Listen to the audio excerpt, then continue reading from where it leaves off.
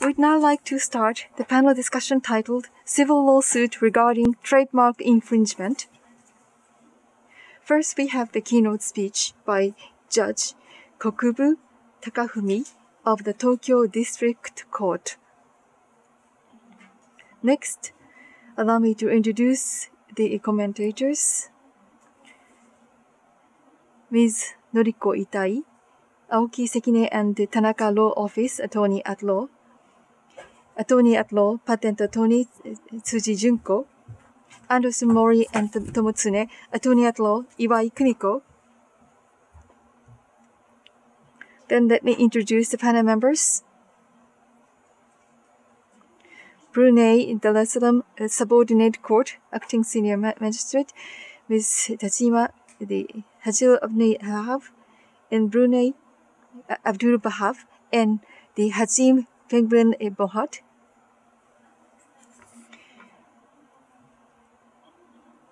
Cambodia, Phnom Penh Municipal Court of the First Instance, Vice President Sen Dian. Indonesia Supreme Court Justice Rahumi Mulyati. Lao People's Democratic Republic People's Supreme Court Judge Level 3, Aknoli Bihari. Malaysia High Court Judge Raji Harun. Philippines Supreme Court Associate Justice Ramon Paul Hernando.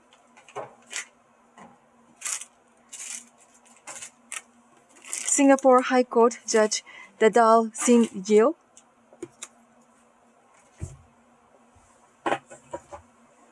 Chief Judge in the Research Division of the Supreme Court, Thailand, Ponton Kirapajai.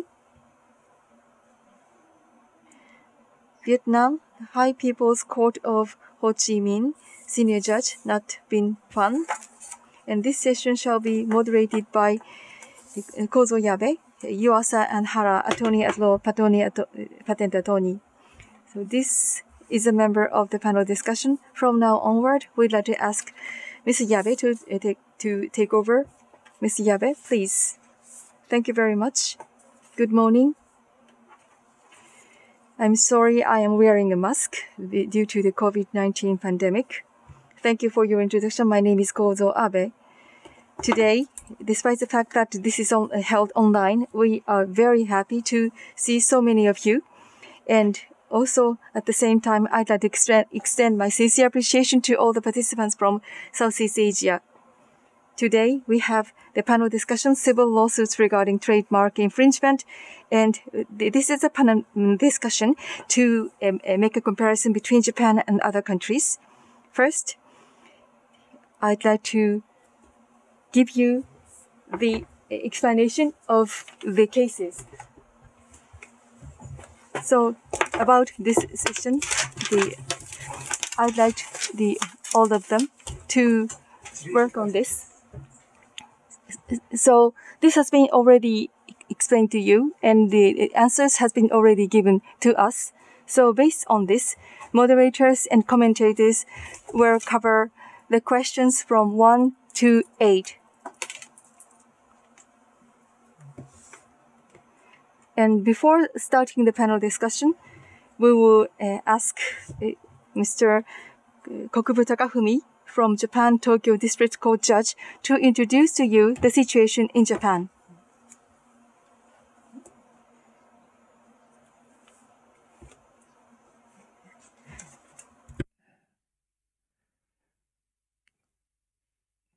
今回の事例では、ある国において、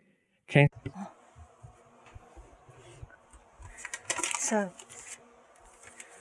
basically, because of the relationship of the machinery, the relationship has been disconnected, and because of that, still,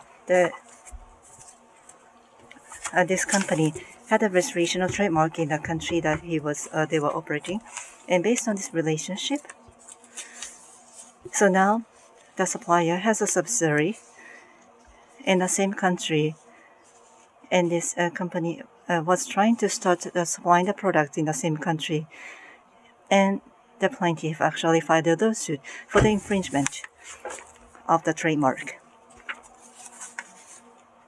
And we have another slide for more details. And we also have more detailed explanation in the presentation. And please, I think you can refer to this information on JSIP website. And regarding, so that was the assumption example, the case example that we have. So now we want to invite Judge Kokubu to give us a keynote speech, to give us a perspective from Japan. His presentation will be given in English. Now, Judge Kokubu, please take the floor. It is a great honor to be here as a speaker today. The subject of this keynote speech is to introduce the practice on the trademark infringement litigation in Japan by answering each question regarding the hypothetical case. Now, I'd like to start by answering question 1.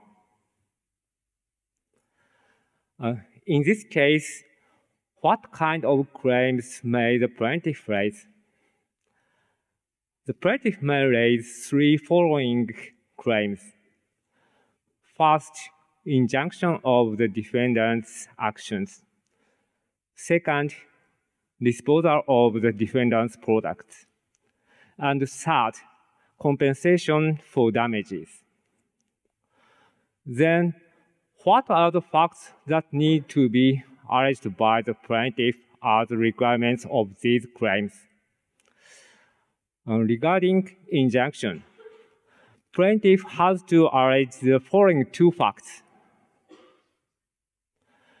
A, the plaintiff holds a trademark right, and B, the defendant infringes plaintiff's trademark right. The requirement B includes 3 facts shown in this slide. I want to go to details, and to put it simply, they are similarity of marks, similarity of goods or services, and the defendant's use of marks.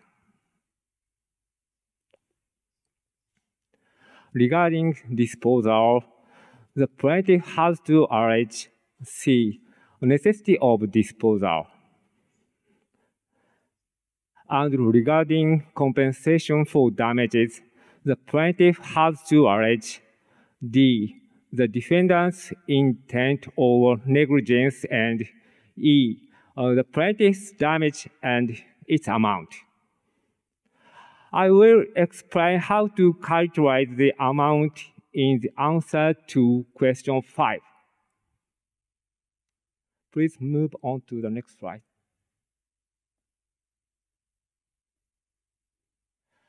On the other hand, what kind of defenses may the defendant raise?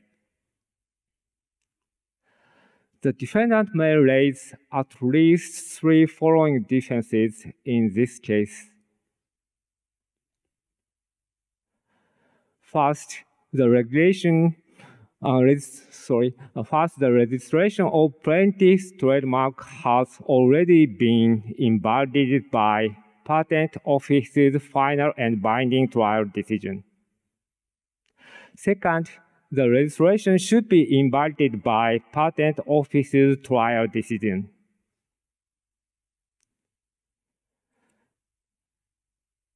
In this case, 2 reasons for invalidation can be considered. One of them is that the plaintiff's trademark is similar to the well-known mark ABCM, and the plaintiff uses the trademark for unfair purposes. The other is that plaintiff's trademark is causing damage to public policy. The third defense is abuse of right defense. The plaintiff's trademark does not embody credibility of plaintiff itself. And originally, registration of the trademark ABCM should be properly vested in defendant. Those conditions are comprehensively taken into consideration, and the exercise of trademark right by the plaintiffs is deemed to be abuse of right. Please move on to the next slide. What is the standard to determine similarity of trademarks? The key points presented by Supreme Court are as follows. Similarity is decided by whether trademarks are likely to cause confusion in the case where they are used for identical or similar goods or services. Appearance, concept, and sound of a trademark should be discussed. Condition of the transactions for the goods or services should be taken into consideration as well. Then, what is the standard to extract a part of a constituent part of a trademark, such as the Defendant Mark II, in order to compare with another trademark? According to Supreme Court judgments, such extracts should be permitted unless in the following situations. It would not be unnatural to observe each constituent part separately according to the reasonable standard of trade practice. One of the constituent parts is acknowledged to give a strong and dominant impression to traders and consumers as a source identifying indicator of goods or services. Other parts cannot be acknowledged to generate any sound of a concept as a source identifying indicator. Next, according to Supreme Court judgments, similarity of goods is decided by considering where both goods in question might create a misperception of being a product manufactured or sold by the same business entity if the same or similar trademark is affixed. Please move on to the next slide.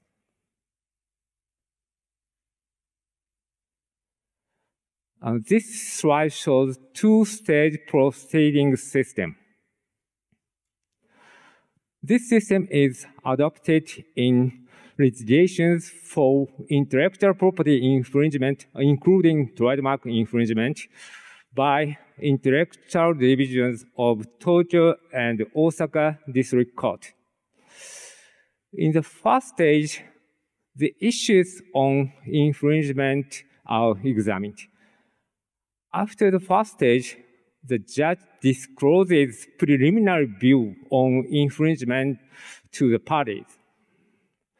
If the judge acknowledges infringement, the case proceeds to the second stage for examination on damages. If the judge does not acknowledge infringement, the judge will render a judgment to dismiss the claim. In some cases, the judge may recommend the parties to reach a settlement. The two-stage proceeding system enables prompt proceedings in IP litigation. The parties can concentrate on allegation and submission of evidence on infringement in the first stage. Where the judge does not acknowledge infringement, the case shall be terminated by the judgment of dismissal without examination on damages. In the second stage, the defendant voluntarily discloses evidence to calculate the amount of damages in accordance with the judge's preliminary view of infringement. Please move on to the next slide. The plaintiff may claim for compensation of two kinds of damages on the ground of infringement of the trademark right. They are lost profits and damage to reputation. In addition, the plaintiff may claim reasonable fee of attorneys as damages. However, this is no stipulation for punitive damages in Japan. In practice, proving the amount of lost profits is quite difficult. In order to reduce the heavy burden of proof, there are special provisions for calculating the amount of damages in Trademark Act Article 38. I won't go to details, but the article stipulates 3 kinds of methods for calculation, shown in this slide. Please move on to the next slide. If the registered trademark has not been in use, would the conclusion in prior questions be affected? The answer is that the conclusion in question 2 would be affected in the following 2 points. First, a request for trial for rescission of non-use may be filed to Patent Office. If the plaintiff cannot prove the usage of the trademark for 3 consecutive years or longer, the plaintiff's trademark registration shall be rescinded by Patent Office's trial decision. In the case where the trademark registration becomes final and binding, the plaintiff's trademark right is extinguished. The plaintiff can't exercise the trademark right from the date of the registration of the request for trial.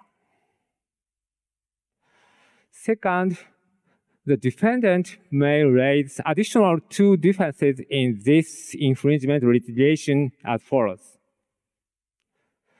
The defendant may argue that the plaintiff is not entitled to seek for injunction and destruction if the Patent Office's decision becomes final and binding. The defendant might argue that it would constitute an abuse of right for the plaintiff to seek for injunction and disposal if the trial has been requested and it is obvious that the registration will be rescinded. However, the plaintiff is still entitled to seek for damages. Please move on to the next slide. In this hypothetical case, the details are not clear. Therefore, I'd like to show a preliminary view on my conclusion in this slide. The conclusion is that plaintiff's claims is expected to be dismissed. As the outline of reasons are as follows. Firstly, all the marks of defendant are found to be similar to the plaintiff's trademark. However, the plaintiff's trademark satisfies the requirement of unfair purposes stipulated Trademark Act Article 4, Paragraph 1, Item 19. Because the defendant's marks has already embodied the credibility of the defendant, and the plaintiff knew that the defendant intended to sell the products with defendant's marks at the time of the plaintiff's trademark registration. Moreover, the exercise of the plaintiff's trademark rights shall be regarded as an abuse of right. Please move on to the next slide. This slide explains the revision of Trademark Act in 2021. The aim of this revision is to prohibit inflow of counterfeits for individuals' personal use purpose from the third country to the Japan. To achieve the aim, the new Trademark Act regulates that the red color actions in the slide as infringement by import of counterfeits. That's all I have to speak. Thank you for your attention.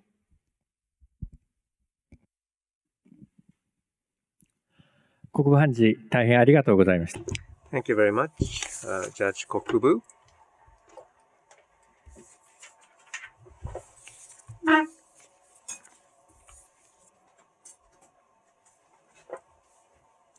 So, after this keynote lecture, let's have a panel discussion with the judges from various Southeast Asian countries.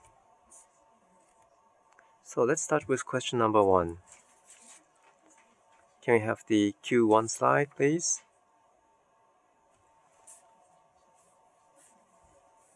So for Q1,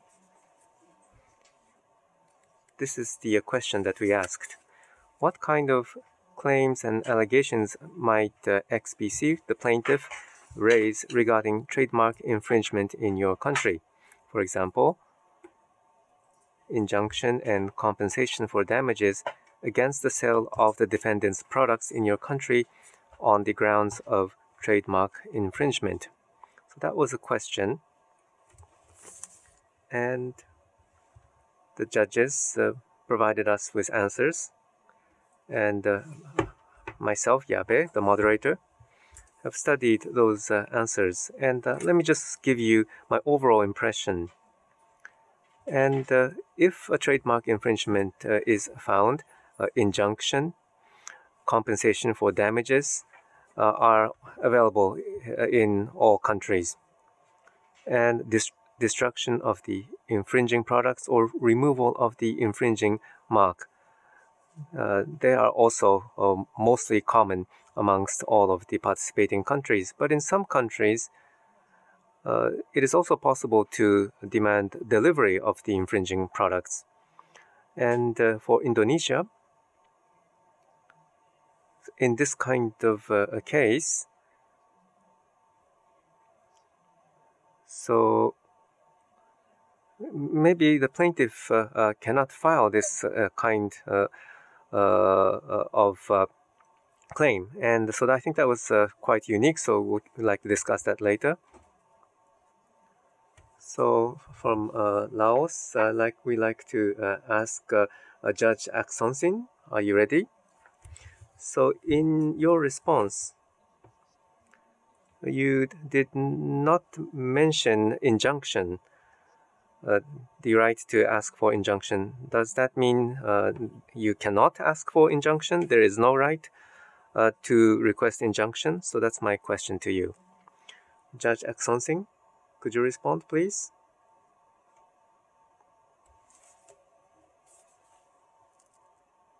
Yes.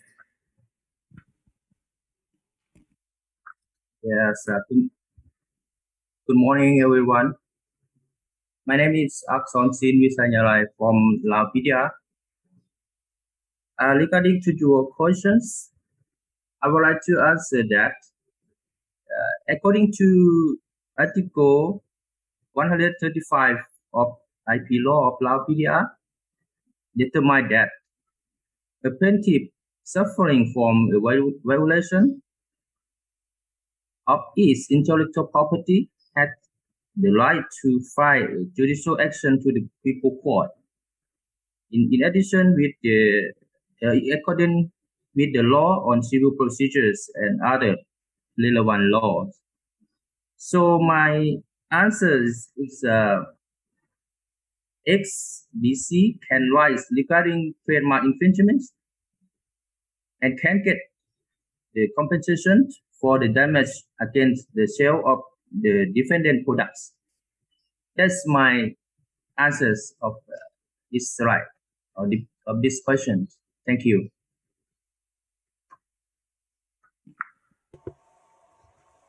Thank you very much. So let me follow up with another question. So based on your laws, you can ask for compensation for damages. That's very clear, and that's how I understood your response. In addition to that, can you ask for an injunction, which means that you request an order so that the infringing product can no longer be sold?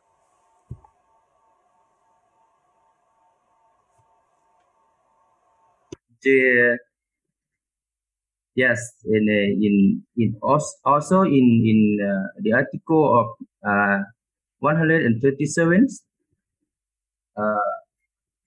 also determine that the people court have jurisdiction over all violations in intellectual property rights in accordance with the civil procedures as provided for the law on civil procedure and the law on criminal procedure as the case may be.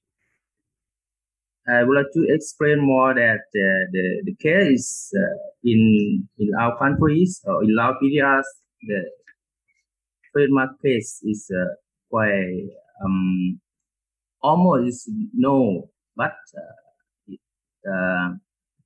listed in administrative remedy. For example, in IP departments or in other organizations to solve the case. It is correct with your questions? はい、Thank you. So in a civil case, you can ask for damages, only compensation for damages. But in terms of stopping the sale of the infringing products, you need criminal procedure or administrative procedure. Is that understanding correct? ありがとうございました。Thank you for that. Okay, we'd like to move on. Earlier, we talked about the right to ask for delivery of infringing products. Brunei and Malaysia have responded that it is possible to ask for delivery. So Brunei, we have Judge Yusuf, and Malaysia, we have Judge Raji Harun. So we'd like to ask from Brunei. So Judge Yusuf, we understand that it's possible to request delivery of infringing products in your country. So rather than asking the violator to destruct, it's considered to be more effective for the trademark holder to receive the products and destroy it instead. Is that the reason why you have this provision? Sorry, my colleague will take this question. Ms. Rahiba. ありがとうございます。Okay. I'll answer for this particular question. Yes, Brunei are allowing the proprietor to apply for the proprietor of the registered trademark to apply for order of delivery of the item to any person, to him or any other person. This is pursuant to Section 18. And also pursuant to Section 21, in order for the item to be destroyed, it needs to be delivered first. So in terms of effectiveness, I would say that it is more effective for the infringing item to be destroyed by the proprietor of the registered trademark themselves. It is for sure will give them an assurance that all the relevant items are seized and preserved accordingly and subsequently to be destroyed once they have obtained order from the court for the item to be destroyed. Thank you.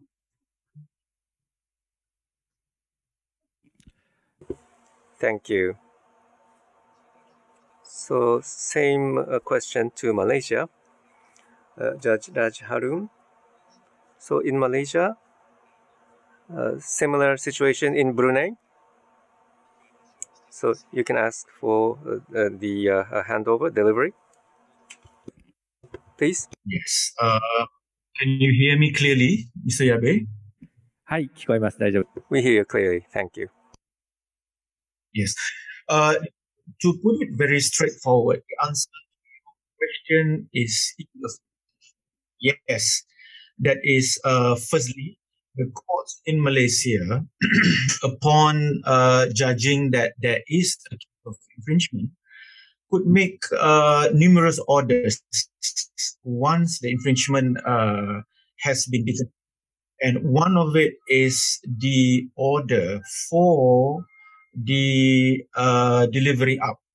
The delivery up order can include not just delivery up infringing products, but also the delivery of the infringing drawings, documents, and anything that relates to the infringing products. Once that has been ordered by the court, then it will then be delivered to the person that is declared by the court to be the rightful owner, usually the registered proprietor, of course. And it is for that reason that the trademark holder or the proprietor is the person that is deemed to be in a better position to destroy those infringing items. Now, simply because, as I've said earlier, the delivery up order will enumerate the documentations, the drawings, and everything. So the naturally that would means that the proprietor would then be in a position to know exactly whether the infringing items sufficiently been provided to him or to that corporation. And in the event that the infringer is found to not providing sufficient items as enumerated in the order, so post-judgment, what the trademark holder could do is to come back to the court and inform the court that the defendant has not fully complied with the order of the court.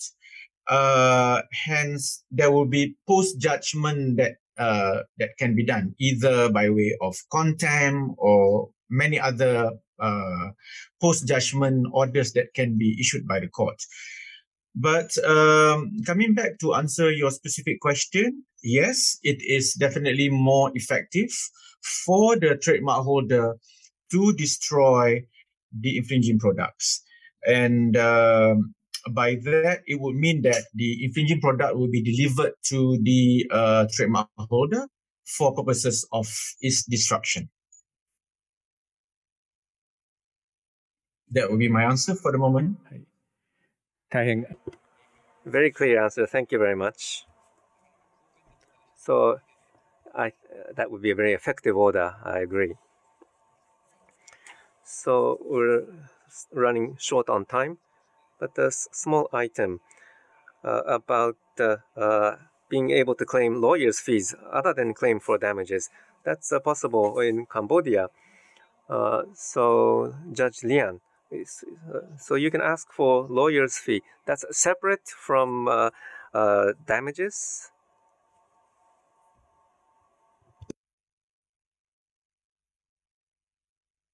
You're muted. Do you hear us? Good morning, everyone. So the time is constrained, so I go directly to the question, and then in Cambodia, when the judge found that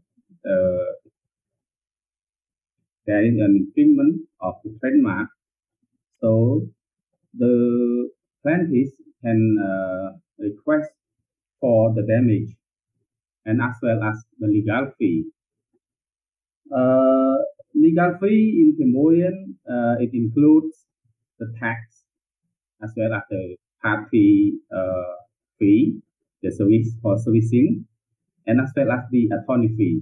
So normally, when writing the complaint to the court, the lawyer they request both the damage plus the legal fee plus the attorney fee. This is normally in Cambodia. Thank you. ありがとうございます。 Thank you.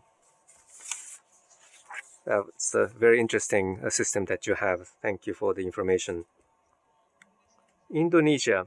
I talked a little bit about Indonesia, but actually it's related to question number 5 and 6. So very briefly, I want to ask Judge Moriarty, are you ready? My understanding is that in Indonesia, for this kind of hypothetical case, for this construction machine to be imported and sold in Indonesia, if it would be possible to import them if it is given a trademark in another country. So for a product imported like that, the plaintiff cannot file a civil lawsuit as the trademark owner. Is that correct? If you can just perhaps answer correct or not correct, that would be appreciated. That is correct, because the trademark from plaintiff is legal because registered in origin of country, and also import is permit import, and also so there is no illegal procedure, but so the import product, while that product is has registered in the country of origin, and also import to Indonesia with based on the law procedure, so there's no problem. But if the product import to Indonesia not registered in origin in the country of origin, that is illegal product, cannot. So the defendant, the plaintiff, defendant with the trademark is legal, but the plaintiff, if the plaintiff will bring the case to the court, he cannot win the case because the product is legal sold in Indonesia and also legal import to Indonesia. So in this case, the plaintiff cannot bring apply lawsuit to the court. If the plaintiff still submit the lawsuit to the court, and the court will refuse the case or reject the case. And yesterday, I hearing the case almost the same with ABGM case, and we reject the case. Lawsuit from the plaintiff already registered in Indonesia, but he bring the lawsuit to the plaintiff, to the defendant. That defendant already registered the trademark abroad and import legal, and so we reject the case. Thank you. Thank you. So I see that it is actually being practiced that way. So thank you very much. That's all from myself. The questions for question number 1. So now we want to move on to question 2. In question 2, this is the question that we had. So what kind of defenses and allegations might the defendant raise regarding trademark infringement in your country? For example, non-similarity of the trademark, cancellation of registration or invalidation of plaintiff's trademark, or a defense based on the license agreement. So we want, that's what we asked in question 2. And we received answers from the representing countries. And I went through the answers, and here's my overall impression.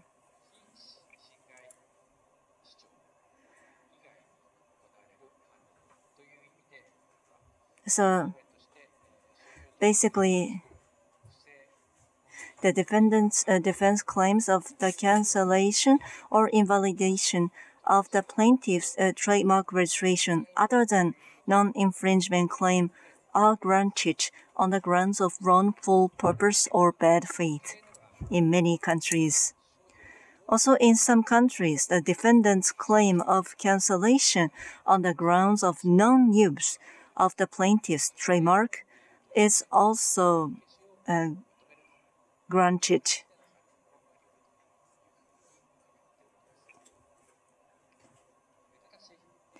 However,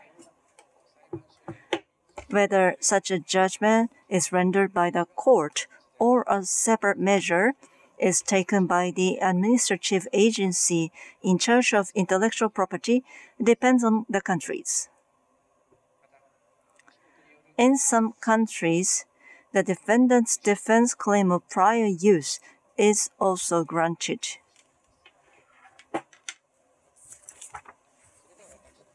So I want to ask the question now to representatives. So I want to ask first the Judge Harun from Malaysia.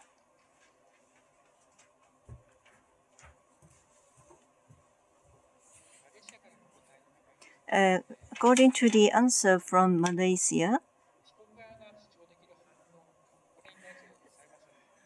so the judgment based on the defense made by the defendant, there was a mention about declaration.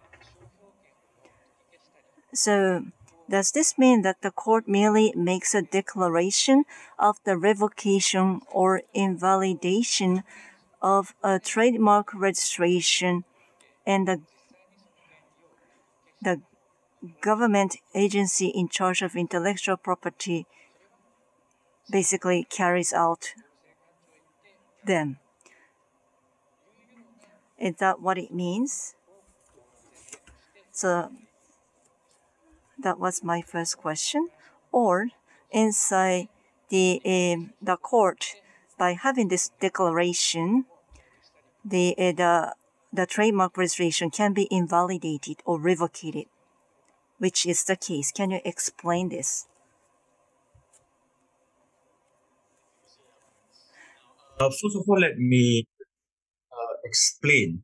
Perhaps the answer that I have provided in slide may not be providing in much detail.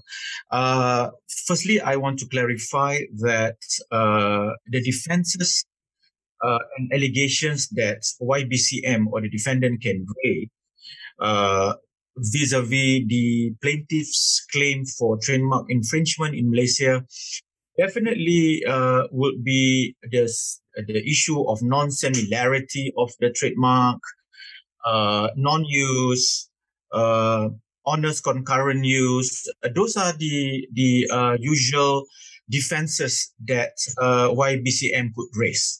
Yes, I didn't actually put it in great detail to that. So I just want to clarify that firstly.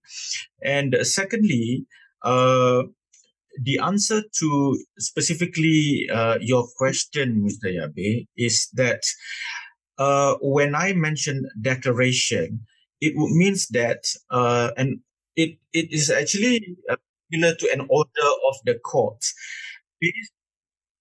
Based on the prayers or the pleadings or the application that is mentioned in the application before in Malaysia, and I think it's similarly the situation in common law, these countries such as Singapore, and Brunei, that it is tried principle of law that courts could only deal with its order or could decide on the matters that is pleaded by the plaintiff or by the parties. So the declaration that I'm talking about relates to the prayers or what is asked for by the plaintiff. So assuming at that point in time that the plaintiff is in favor of the application by the plaintiff, then the declaration that the court could make, firstly, is that the plaintiff is the rightful or the lawful owner. But if the situation is the reverse, that is, the court is not with the plaintiff, then the court can then declare the reverse and dismiss the plaintiff's application or dismiss the plaintiff's case and declare in the opposite, that the rightful owner, based on the evidence before the court, is actually the defendant. And that is what I meant by the declaration.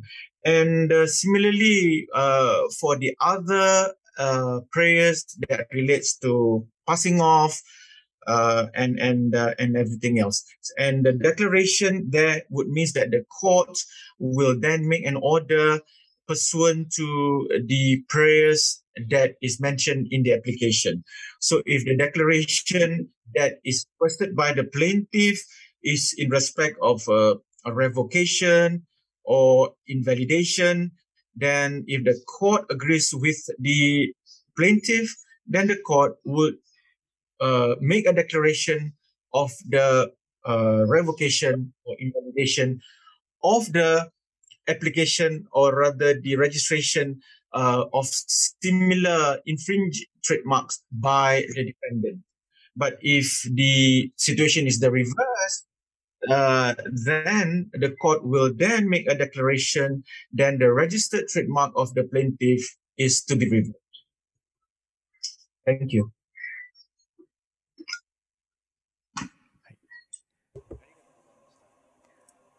Thank you very much. So that is the declaration to be given or as an order by the court to either revocate or invalidate the applicable trademark. I see. So now also we want to ask the Judge Hak Son-sin from Laos. In your answer, there is a mention that there can be the defense that can be made based on the non-similarity of the trademark. If there are any reasons to revoke or invalidate the trademark, then would that be possible to be judged also at the court in Laos? Thank you for your questions. I would like to answer that. According to the Article 143 of Intellectual Property Law of Laos PDR, the defendants may request the people court to order the party as whole request measure were taken and who has abused enforcement procedures to provide to a party with the legal actions, which may include attorney fees for the injuries suffers because of such abuse. This is the article and the law of IP that. So in my opinion or my comments, my answers is they can claim the non-infringements and also revocations or invalidations of the trademark legislation. According with the Article 139, determine that where the trademark legislation is held invalid by the people court, the Ministry of Science and Technologies shall cancel such intellectual property accordingly. In the case of patent and petty patents, subholdings shall specify the patent claim to which the holding rights. So this is the law and determine that's my answers to the question 2 or answer 2. Thank you. はい、ありがとう。 Thank you. So other than non-similarity, so you are able to also accept the revoking invalidation defense as well for the same trademark. The last question we want to ask Judge Binh Phan from Vietnam. And my question is about expert assessment. In your question to answer, so relating to the similarity of trademark judgment, the court can request an expert assessment. That's how I understood in your answer. So who will be the expert to conduct this expert assessment? From which organization or for what type of people are the expert? For example, are they the governmental agency who's in charge of trademark registration, or is there any third-party other expert organization that exists in Vietnam? That would be my question.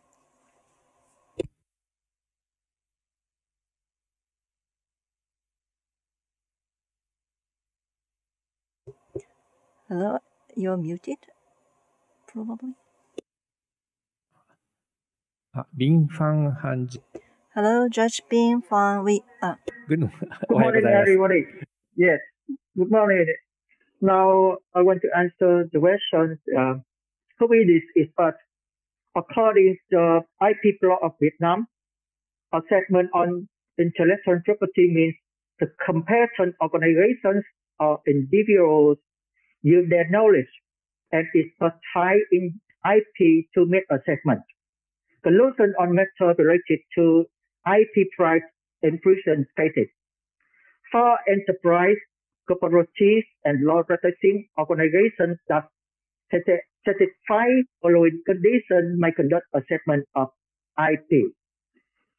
Having human resources, material on technical facilities, requirement of organization of assessment activities as described by law. Having the function of performance the assessment of IP as recorded in the business registration certificate or operator registration certificate. The head of the organization or the person authorized by the head of the organization has an intellectual property assessor card. For individuals who fully following conditions that be granted by IP assessor card by the competent state agency, being the Vietnamese citizen full civil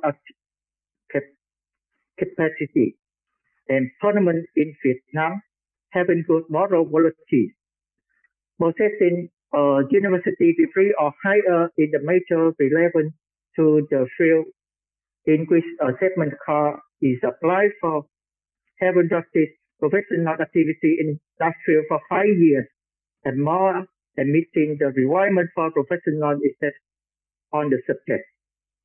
The state agency competent to handle as of infringement upon intellectual property rights have the right to request IP expertise when checking the case they are handling. IP right holder and the owner related organization or individuals shall have right to request assessment on IP in order to protect their limited right and interest. And current now, only the Vietnam Intellectual Property Research Institute has a function assessment assessing intellectual property in the field of industrial property rights. Industrial property assessment organization is established by the competent state agency, segment organization recognized by competent state agency. The Ministry of Science and Technology stipulates the establishment of a segment organization producer for recognition and modification and revocation of certificates of infringement organization. That is my question, my answer. はい、ビンファンファンジ、ありがとうございます。ちょっと。So let me confirm once again. So this expert assessment organization to conduct the expert assessment is not the authority, which is not the court. And so this organization will have also cover the technical, non-technical perspectives of the assessment to be conducted. So at least there's such an organization existing. Is that correct? Would that be yes or no?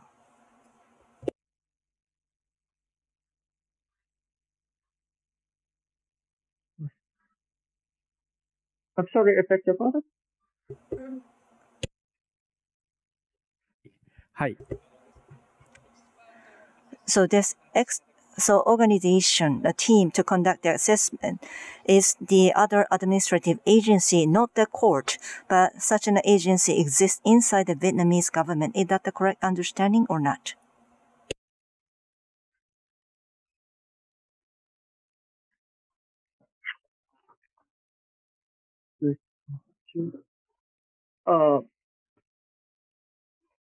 Defendant allegation may be priced by YPCM shortly, according to Article 87 of the Law of Vietnam, the price to the registration of the mark with the regard mark being registered member country of international treaty with prohibit the representative of agent of the mark owner to register mark of which the Socialist Republic of Vietnam is also a member country, and then such representative of agent shall not be permitted to register submark unless it is so free by the mark over, except where the limited reason available. It may be on the merit agreement of the international registration of the mark to allege that SBC were exclusive distributor of YPCM construction machine using ABCM trademark. That the letter so unfaithfully registered this trademark in this country with IPCM consent in order to prevent for the consideration of license of registration of SBC trademark. Secondly, it might be considered of the whether IBCM is a well-known trademark that is protected without the registration. Thirdly, how long has the SBC not used the trademark and whether it falls into the surveillance to legitimate. すいません、ビンファン。Sorry, Judge Bing Feng. Yeah. I think this is about the judgment on the assessment. But first, you have another organization to conduct the assessment itself before making a judgment, and there is a different team organization that exists. That's how I understood. Thank you. Sorry that we don't have enough time to cover you. But thank you very much for your answer.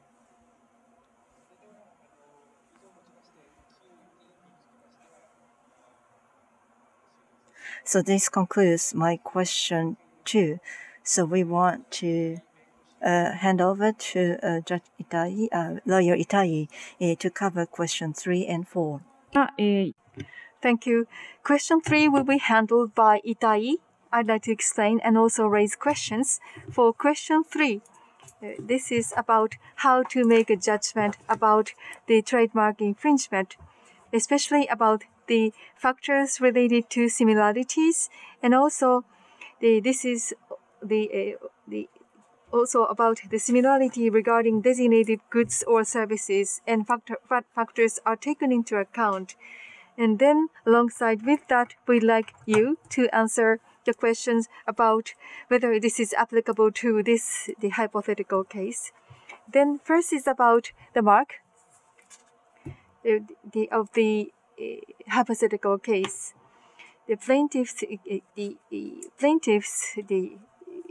mark is ABCM, and there are three marks. One is of the defendant. One is the ABCM with the design, and the second one, the second mark, is the combination of the machine and the letters. So that means that this is the composite mark that we are using, that is considered to be the composite mark in Japan. And also the third one is about how this should be sounded in the ABCM, how the ABCM is pronounced in the local language. About the question 3, we received many answers, and we looked into this, and this is a summary, and this is the kind of things I noticed. So I'd like to give you the quick remark about this. As for the factors that are taken into account in making decision on the similarity, and there are many large number of countries which are looking into things outside of the confusion. In Japan, in many ways, confusions are considered to be considered in the framework of the impact. So this is not considered to be the independent factor. So this is different from the situation in Japan. And about this, there could be some differences in the description of this matter in the Trademark Act. So this is not considered to be, this is not designated as the factor for the determination, but in many of the countries who are present here, they do have the risk for confusion as the factor to decide on the infringement. So aside from the appearance, this is also incorporated into the Act. And then about the factors that we use for the similarity, some countries mention 3 factors of appearance, sound, and conception, and some other countries enumerate more detailed factors. And I'd like to ask for some further clarification from some countries. And then about the similarity of the goods and services. I think all the countries seem to require the similarity regarding goods and services. Some countries mention the factors to be considered. So I'd like to ask further questions for asking for further explanation. Now about the hypothetical case, the similarity between the defendant mark and plaintiff mark. And about the similarity, it is not clear, but the conclusion in all the countries is that there is the similarity, so there is the concordance here. However, in the case as for the defendant's marks, the 3, this has not been clearly stated. So if you think that this is not similar, then please raise your voice and tell us about the reasons. So I'd like to ask some questions to some of the countries about this issue. First is Singapore. So I'd like to ask Justice Jill. This shows how trademark infringement is judged in Singapore. Could you refer to this? And Justice Jill, would you like to explain what you mean? Well, what is written on this page? Yes. First and foremost, a very good morning to my fellow judges and fellow colleagues. Under the Singapore test, likelihood of confusion is a requirement. So in terms of mark similarity, it is a comparison between the registered mark and the mark that the defendant is using. The court does not consider any extraneous matter here. In terms of considering whether the marks are similar, the court has regard, firstly, to the visual appearance of the 2 marks. If it's a word mark, then the court will look at how many letters there are in the two marks and how many letters are being shared by both marks. Next, the court moves on to consider the oral similarity, i.e., how they sound. How many syllables do the two marks share? Then the court moves on to the idea behind the two marks. That is the concept that is shared by both marks. Another two factors that the court takes into account are the dominant features which may be shared by both marks. In this case, it is quite clear that both marks share the ABCM dominant feature. The court also has regard to how distinctive the plaintiff's trademark is. I next move to the goods similarity. Here, the comparison is between the specification as registered and the use which the defendant is making use of the Mark IV. The relevant factors that the court takes into account are, number one, whether the goods fall within the same class of the International Classification of Goods and Services. Number two, who uses these goods? Are the users the same? What is the intended use of these goods? Again, is it the same? Next, the court considers the trade channels. Which trade channels do the goods pass through? If the goods are supermarket goods, whether they are put on the same shelves. Last, whether the goods are in competition with each other. Based on my analysis, I consider that the first trademark is identical. The second trademark is similar. I say similar because the dominant feature ABCM is the same. And for the first mark, I say identical because there is very little stylization between the two. And where the marks are identical, all you need to establish is similarity of marks, similarity of goods. There is no need to, over and above that, establish a likelihood of confusion. That's my answer. Thank you.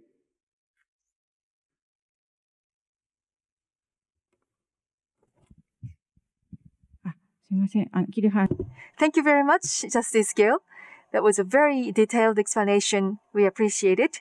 So I'd like to ask you one more question about the Mark II. This is similar. That's what you said.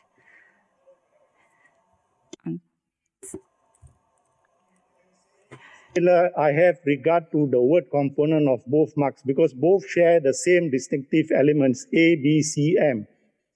I am, of course, aware that there is a device, but as I said earlier, you need to have regard to what are the dominant features of the trademark. So here, arguably, there are two dominant features, but one of the dominant features has been taken.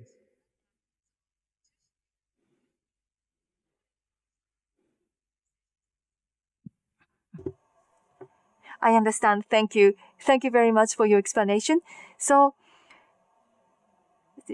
this is Mark II, and so although there are this is a composite mark, you only look into the dominant part. So this is the reason for your conclusion, right? That's correct. I'm not disregarding the device element, but considering the mark as a whole, I have paid special attention to the dominant distinctive element of the trademark.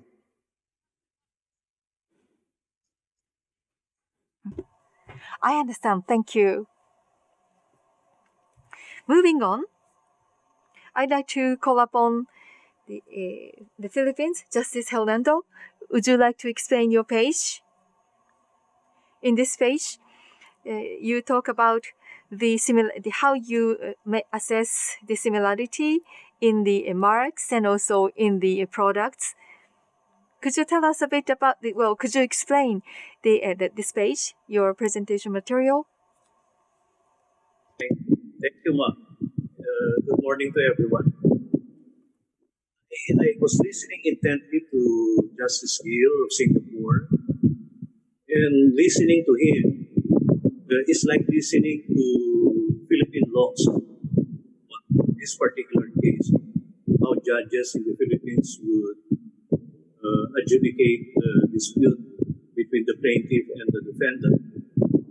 I think the Philippines and the country of Singapore practically share the same set of laws.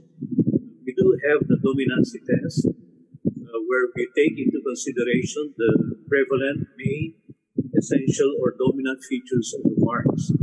And I would agree with Justice Gill that there is a likelihood of confusion in this case because of the adoption by defendant of the dominant feature of ABCN of plaintiff. And that is obviously going to result in confusion to the purchaser of the goods.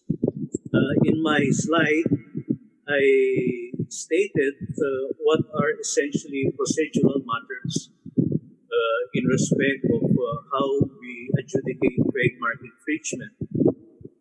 But this flows from a general civil law. And the main principle that we have is likelihood of confusion, and related to that would be dominancy. And when judges are to adjudge an IP trademark infringement case in the Philippines, then we have a special rule that we apply. And that is Administrative Matter number 10-3-10-SC, which stands for Supreme Court, of which I am a member. And Section 5 of Rule 18 of the special rule says that the judge should take into consideration the general impression of an ordinary purchaser. This would be a purchaser who regularly deals with and purchases and buys the goods in question. And that the judge must take into consideration the visual, the oral, and connotative comparisons and overall impressions engendered by the marks. And if there are both similarities and differences in the marks, then the judge must weigh these against one another to determine which predominates. Our Supreme Court sets case precedents on how IP judges should decide trademark infringement cases and other intellectual property disputes.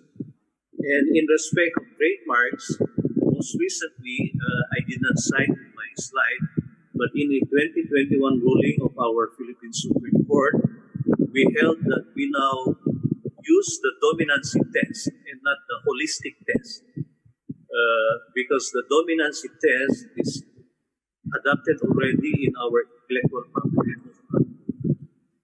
Now, in determining similarity of marks on non-identical goods or services, then we also have different sets of variations of factors to consider. This would involve the strength of the plaintiff's mark, the degree of similarity between the plaintiff's and the defendant's mark, the proximity of the products or services, likelihood that the plaintiff will bridge the gap, evidence of actual confusion. In our courts, we require evidence of actual confusion, and this may come in the form of an affidavit of a purchaser who will say in his affidavit that he has been confused by both goods. In buying one, he was confused whether it is the other one. So there must be actual evidence of that, because for purposes of granting damages, our courts require that there must be evidence duly presented and weighed by the court. And also there must be good faith by the defendant in adopting the mark. This good faith has to be shown by the defendant because it is a form of defense in this part. And also the court will consider the quality of the defendant's product or service and then finally the sophistication of the buyers. These latter matters that I mentioned would only refer to determination of the similarity of marks if there should be non-identity of the goods or services. That's about all that's contained in my slide. Thank you. Please.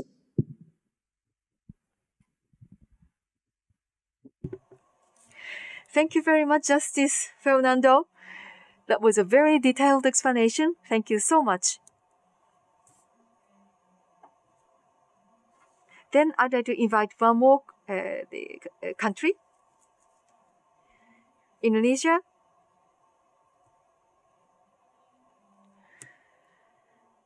Here, you mentioned the factors that can be considered in making a decision.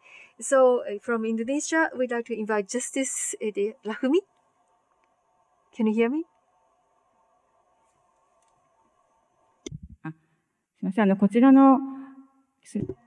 So could you tell us a bit about this page? So based on could you tell us about the kind of this hypothetical case? So based on what is shown here, could you tell us about how your view would be formed? So about the mock case, hypothetical case.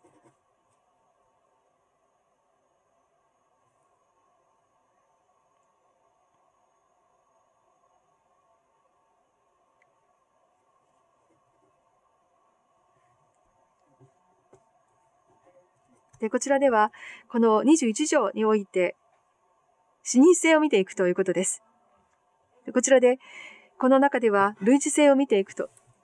of similarity regarding form of appearance, the method of placement, the method of writing, the combination of elements, as well as the similarity of the sound of speech content in the mark. So relating is this case,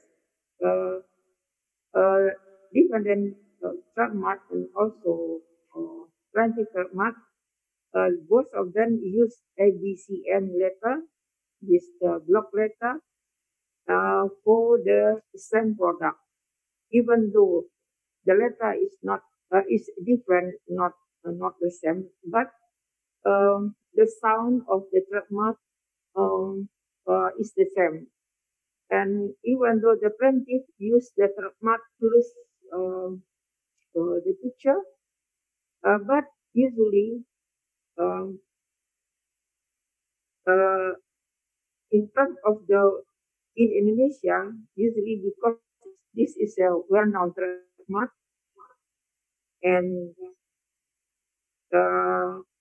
Indonesia consumer usually pronounce is the way it's pronounced abroad.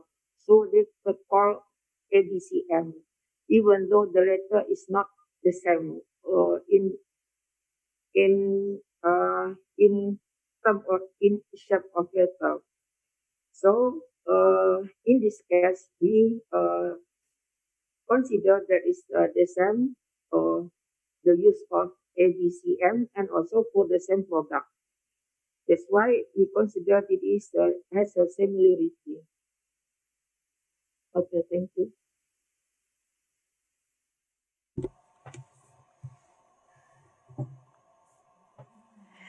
Thank you, Justice Rahumi. Thank you very much for your explanation. I listened to the explanation by these countries, and I noted that there has been some commonalities for the frameworks, and however, they do have different criteria for decision-making or assessment. So I was able to understand your background. That was quite interesting. Thank you very much. I'd like to close the question 3. We'd like to move on to question 4. So, question 4. How are infringement and damages theories asserted, proven, and refuted in the course of litigation? That's the question. So it's a very broad and abstract question, and the answers from the various countries also was wide-ranging. So for Japan, Judge Kokubu explained that the Tokyo and the Osaka district courts talked about the two-step assessment. So in the first step, looks at the infringement, and if infringement is found, and only when infringement is found, you move on to the second stage to calculate the damages. So that was the system for Japan that was explained earlier by Mr. Kokubu. So compare that to the various countries. So this kind of a two-step assessment system, is that the case in your country, is what I like to confirm. And we have already received answers from various countries, and it seems that infringement and damages are being assessed in two different stages. Well, there were 6 countries that have that kind of two-stage system. And also, those that answered there no such two-stage system, Indonesia and Laos, these 2 countries said it's not a two-stage system. And so the countries that said it was a two-stage system was 4 countries, so 4 out of 6, Singapore, Malaysia, Brunei, and Thailand. So out of the 6 countries that provided answers, it was 2 to 4. And so 2 stages, separate processes for infringement damages. So I'd like to ask some countries that answered that there is a two-stage system. So next slide, please. So I'd like to ask Singapore first.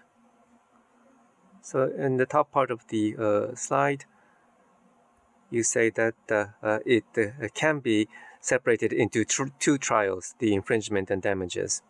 So Judge Gill, could you explain about the specific procedure, please? Yes, thank you for the question. One single lawsuit is initially filed both for trademark infringement liability and the assessment of damages. 2 suits are not filed. It's only 1 suit that is filed. But partway through the proceedings, one or both of the parties can apply to bifurcate it into 2 trials, one for liability and one for the assessment of damages. The thinking behind bifurcation is simply this. There is a procedure called discovery under the Singapore legal system. So to save time and costs, in terms of the issue of liability, parties can concentrate just on that issue without providing any delivery document for the assessment of damages. So the trial can concentrate only on the issue of liability, and the evidence will be led accordingly. If and only if there is found to be liability, then we move to the next trial, which is the assessment of damages. So once it moves to the second stage, then discovery of documents relating to the amount of damages that the plaintiff is claiming are produced. So in that manner, bifurcation assists in reducing costs and also in saving time, the court resources, because if there is no liability, then there is no issue of damages. But if you hold both together, then whether there is liability or not, the court is obliged to go on to consider the question of damages, which in the event may be academic if there is no liability for trademark infringement. That is my answer for the thinking behind bifurcation. Thank you.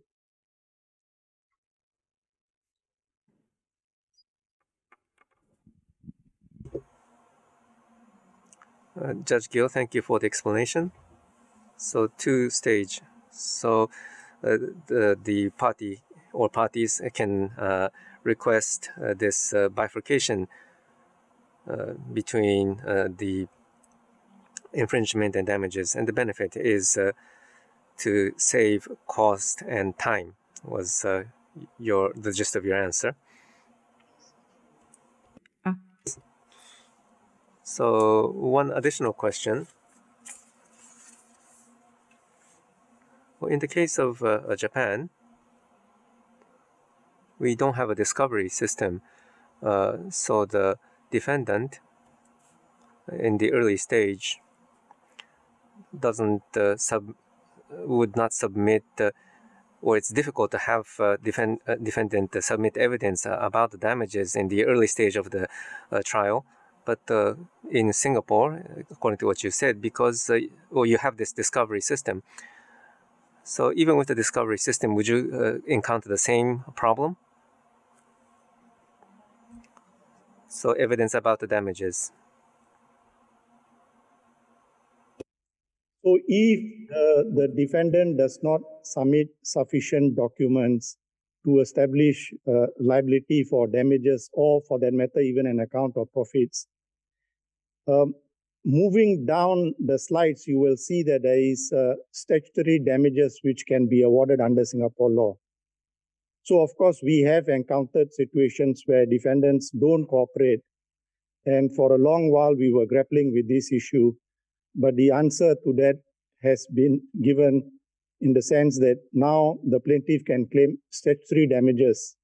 And so for that, he does not really need to rely on the documents that the defendant will produce.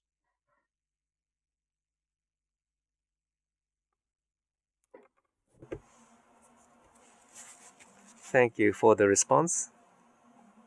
So one more country I'd like to ask, Malaysia. So can you, well, we have the slide, and you say that the parties can, well, usually request two separate proceedings for the liability and the damages. So can you explain about this? Judge Harun, please. Thank you, Ms. Itai. Firstly, I wish to adopt, or rather, I concur with what has been said by my earlier brother, Justice Dedar. And I think the process and the procedure vis-a-vis the bifurcated trials of holding on to the issue, or rather deciding the issue of liability, and then we move on to the issue of damages in Malaysia is similar to how it was explained by my brother Justice Dedar. In Malaysia, it's just the same. And I would just wish to add that apart from saving the issue of cost and time, as explained by Justice Dedar earlier, which I concur, it is simply, I think, an issue of the economical dispensation of justice, really, at the end of the day, because quantum only come into the picture if clearly the court has determined the issue of, and whilst the court will not go the opposite, i.e. determine the issue of damages first, then the court will then ensure that it has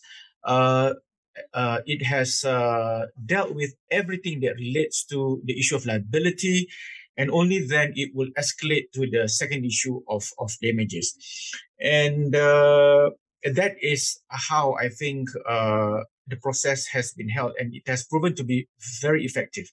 In Malaysia, previously, the issue of, or rather the trial that relates to the quantum, i.e. determination of the dollars and cents, has been determined, or rather is being done by registrar.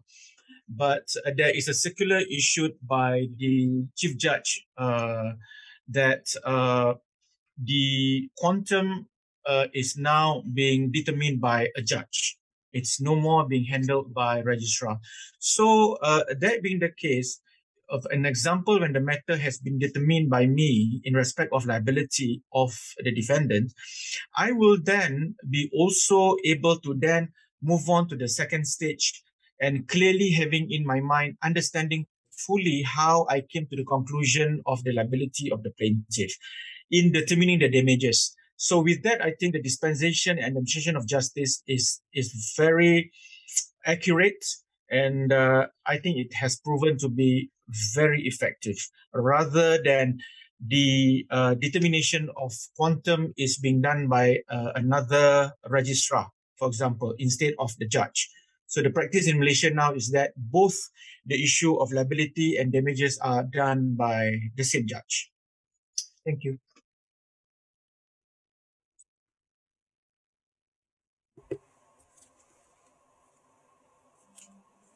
So thank you for the very concrete explanation about the procedure.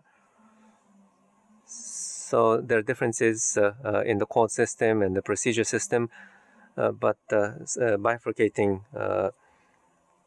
into those two stages, I think it's very interesting that the various countries have common understanding about the benefit of that. So I'd like to conclude question 4 at this time. And thank you, Ms. Itai. With that, we conclude discussions from question 1 through 3, or 4, rather. And I'd like to thank all the judges for their contributions. And we'd like to take a short break. So we're a little behind. Well, it's a little shorter than scheduled, but let's take a 10-minute break. So let us resume 10 minutes from now. And we'll start from question number 5 and onwards. Thank you very much. We'll see you in 10 minutes.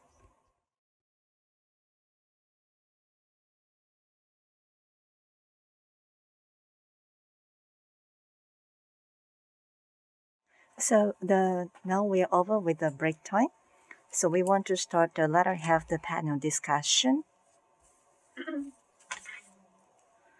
Actually, regarding the Judge Liam from Cambodia, there was a sudden news that we received due to certain circumstances. He was not able to participate in a panel discussion in the latter half, so he has to leave from the panel discussion. So hope you understand that. So question 5 and question 6 will be covered by the lawyer Tsuji, and then question 7 and 8 will be covered by the lawyer Iwai. So, Mr. Tsuji, please. Ms. Tsuji. So let me go over the question 5. Please explain how damages for trademark infringement are calculated in your country.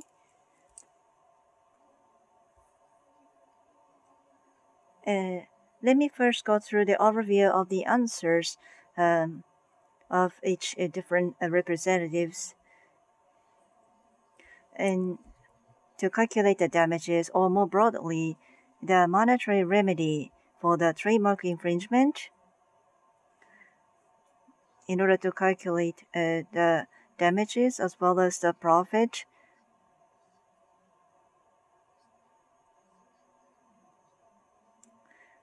basically, trademark owners' lost profit and infringers' profit gained by the infringement are commonly taken into consideration. In some countries, reasonable royalty is also considered. And also, not a few countries may also award punitive damages. In case the trademark owner fails to prove the amount of damages, despite the damage being recognized, the court has its discretion to determine the amount of damages in some countries, such as Philippines, Thailand, and Vietnam. So according to the law, in Vietnam, there is also a rule to determine the damages from a mental perspective as well. So we want to first go over the example from the Philippines. The Judge Fernando, could you go over how you determine the calculation of damages and how you practice the calculation as well? First, the question is how damages are calculated. My understanding of the question is that it refers to actual damages. So, in our country, in determining the actual damages that may be awarded to the plaintiff, we consider the reasonable profit which the complaining party would have made had the defendant not infringed. on his rights, or the profits which the defendant actually made out of the infringement. Of course, there will be cases where there can be no specific determination of how much the actual damages would be. In such a case, what our courts will do is the courts will award a reasonable percentage based upon the amount of the gross sales of the defendant or the value of the services in connection with which the services had been made. And the courts also have, in the Philippines at least, our courts have authority to double the amount of actual damages. But there must be evidence of an actual intent or malice on the part of the defendant to mislead before the court can award double the amount of actual damages. But I'd like to stress that this is with respect to actual damages, how the courts calculate. Aside from actual damages, our courts can award general damages in accordance with our general civil code. And this can be in the form of moral damages, exemplary damages, and then temporary damages. Normally, these general damages would be awarded by our courts if there is a finding of infringement. And this will be on top of the actual damages, the calculation of which I explained earlier. Thank you. Thank you very much. So regarding the actual damages, I want to ask a little more questions. According to the law, so the profits of the complaining party and basically there is no profit will be recognized, and also the percentage is be utilized when the damages cannot be calculated. But in a real cases, so according to the rule to submit the documentation by the defendant, there are many cases where defendants of claim can be accepted, or according to the court discretion. More cases, you tend to see more cases are determined based on a percentage according to the court's discretion, which is more common within the actual situation. Common would be where there is, it is hard to determine actual damages. This is because of the nature of the infringing business, which is usually done in secret or beyond the normal market. So it's actually hard for a plaintiff in our country to determine, or I mean to establish the actual damages that it has suffered. And more often, it resorts to the other mode of establishing actual damages, which would be on the basis of reasonable certain amount of damages. So this would require documentation, of course. It will have to present its normal documents, regular documents showing sales in a month's time or a year's time, etc.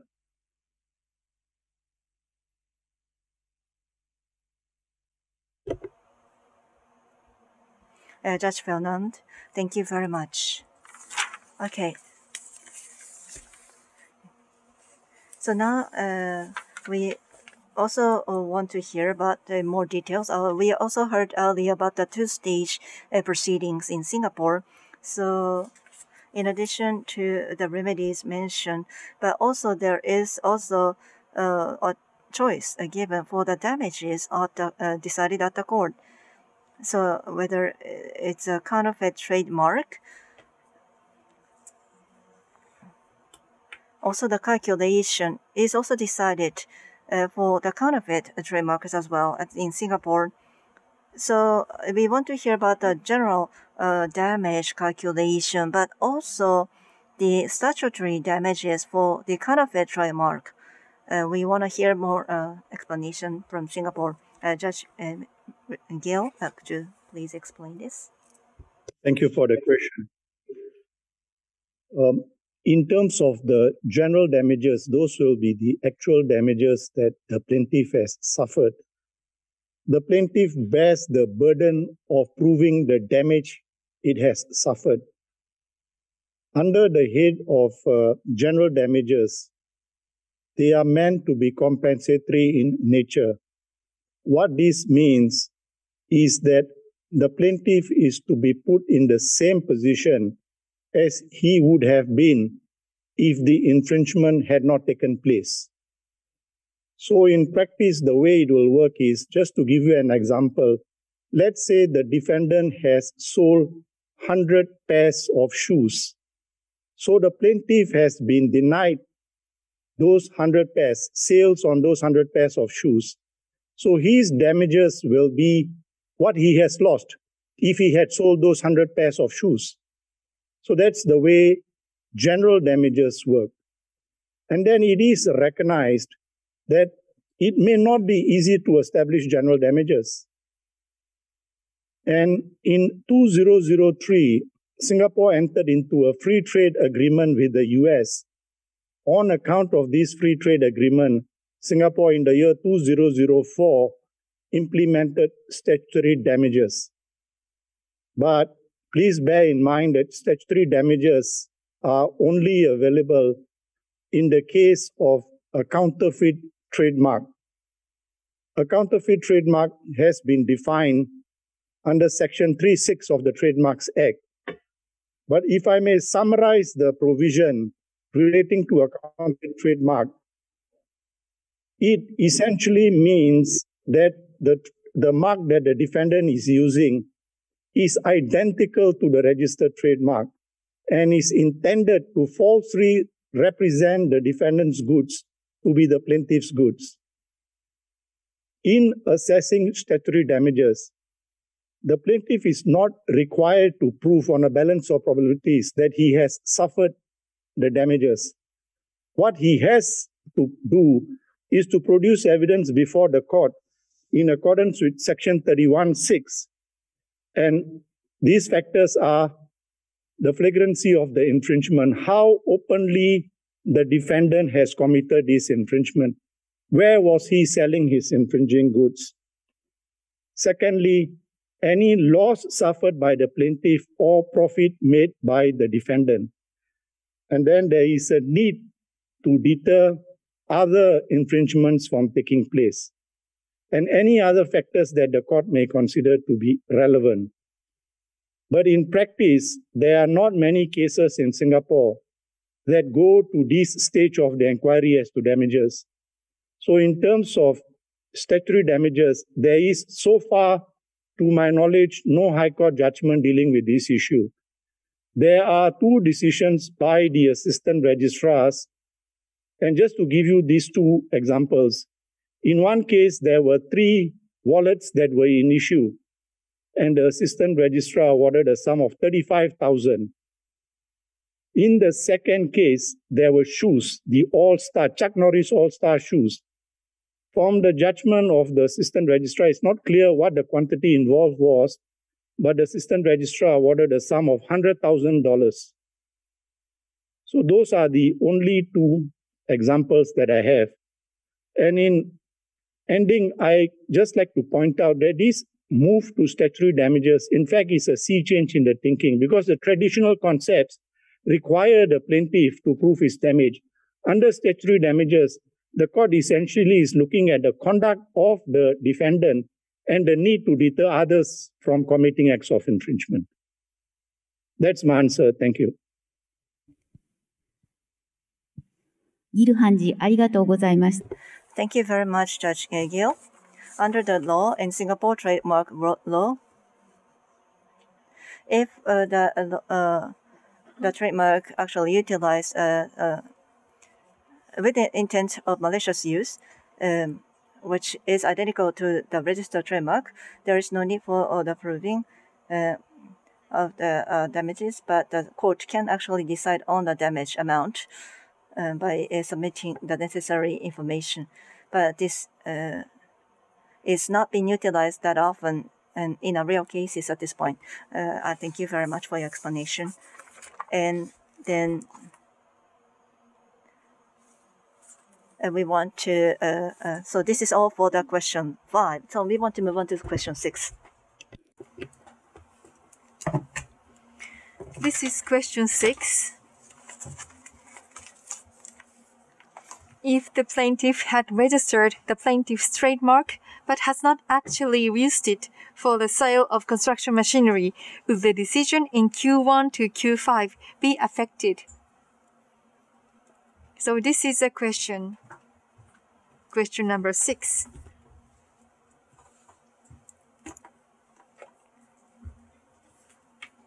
So my overall impression is that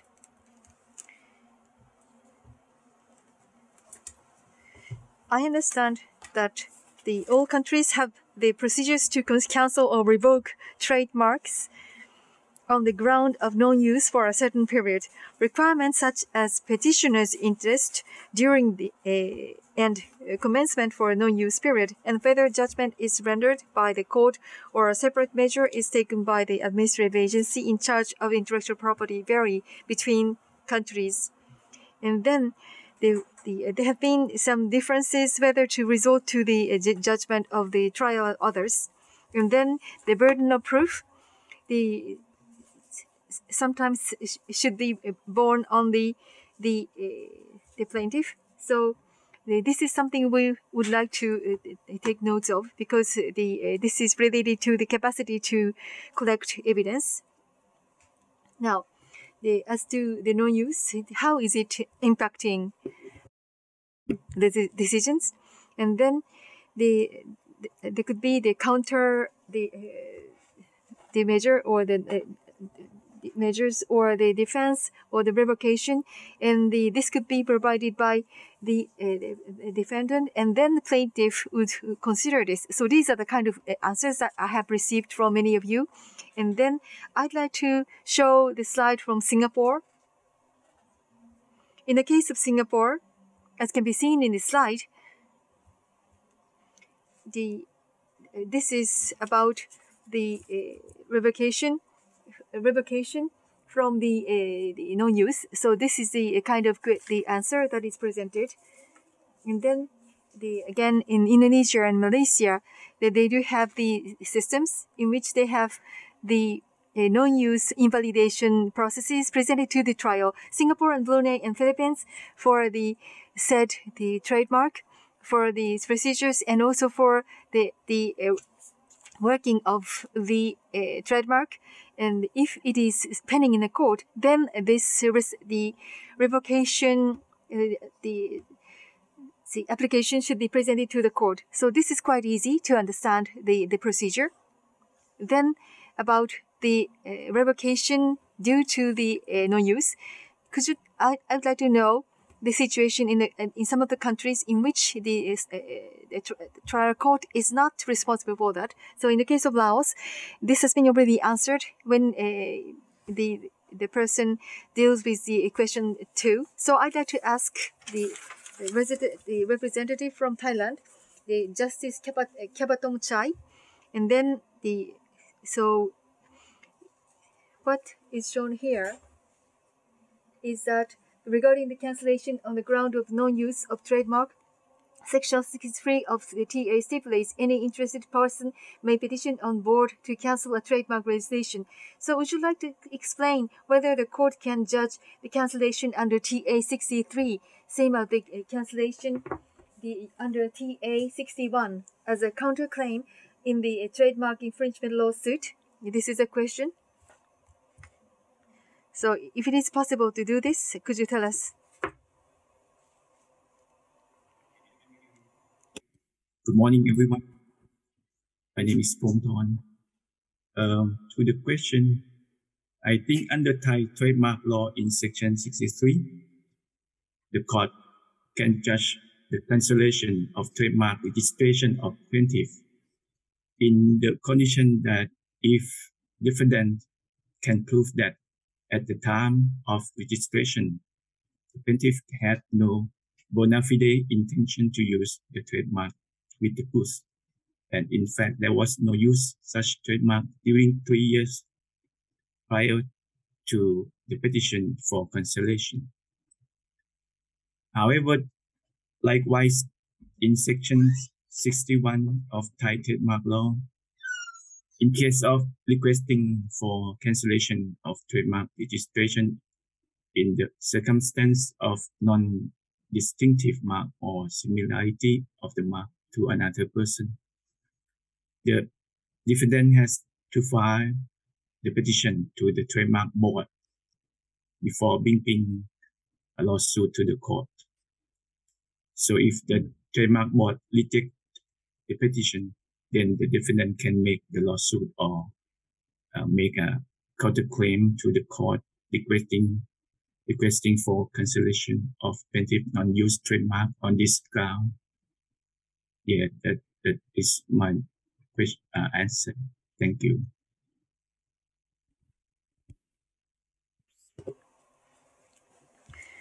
Thank you very much. Allow me to confirm some of the things. So this is about TA 63.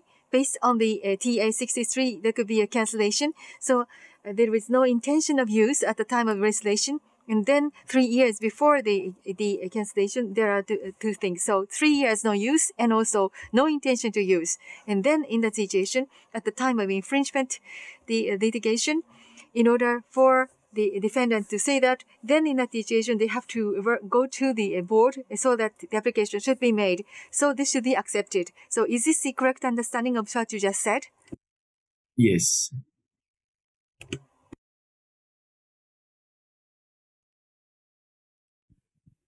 Kapatomchai Hanji, arigatou. Thank you very much. This is Kapatomchai.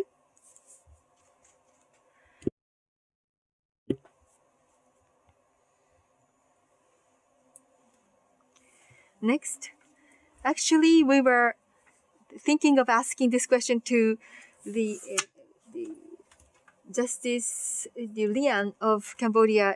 He was not able to make it. So I'd like to share with you the situation, the explanation of the Cambodia to my knowledge. So moving on to the next page, please.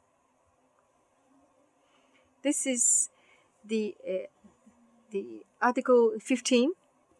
So this is about the cancellation of no use of the 5 years of no use. So Ministry of Commerce is a kind of organization that to resort to.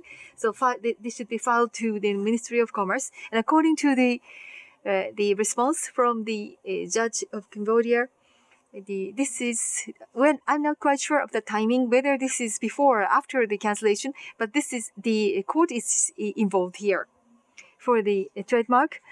Whether there was a use or not, this should be the prerequisite for the actual proceeding to the actual case. So that means that there should be the use or non-use that should serve as the assumption. So this is item number 3 of the slide.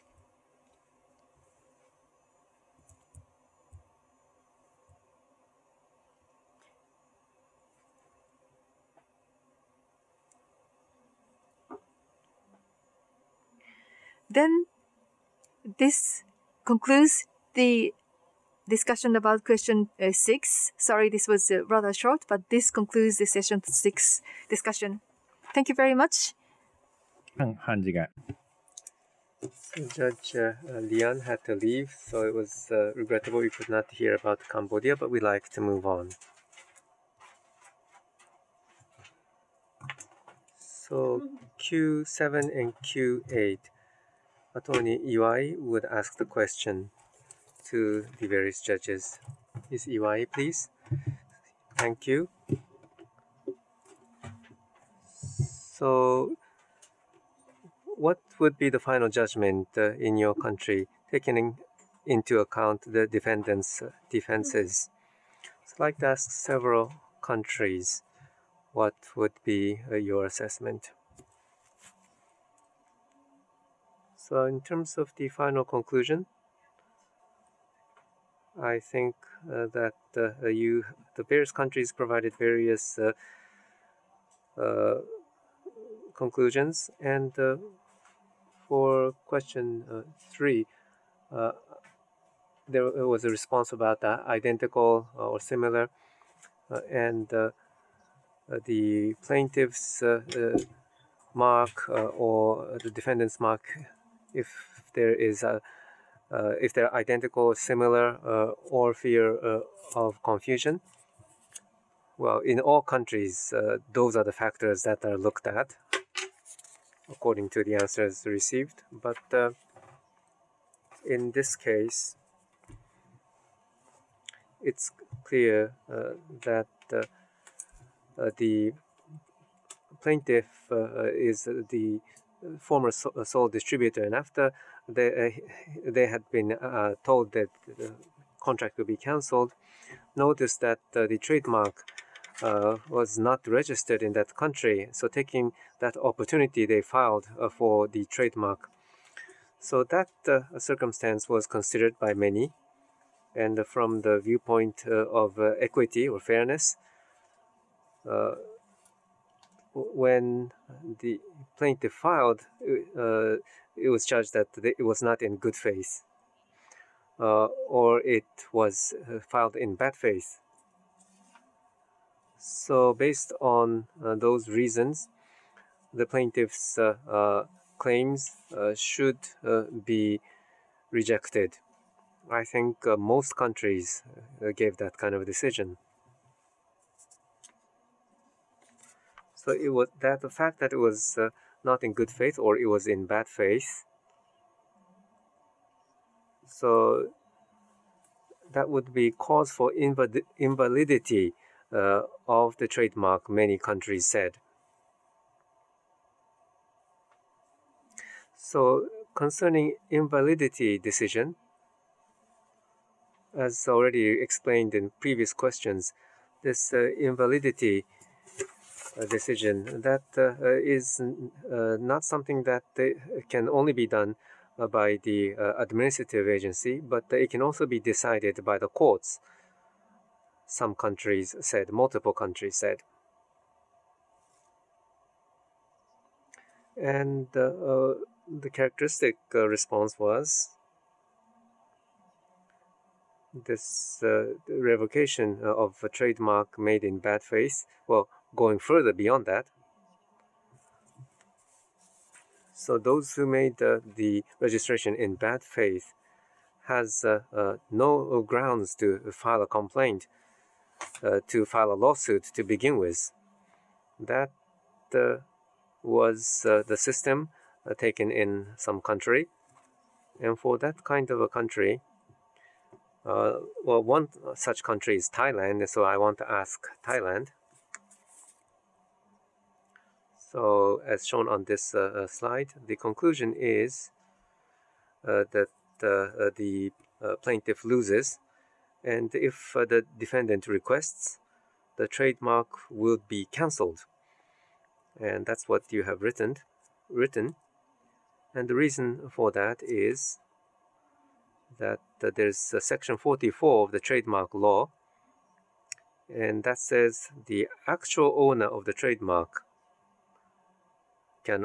is the only one who can be protected for this right of trademark. On this point, I want to ask Judge Ponton.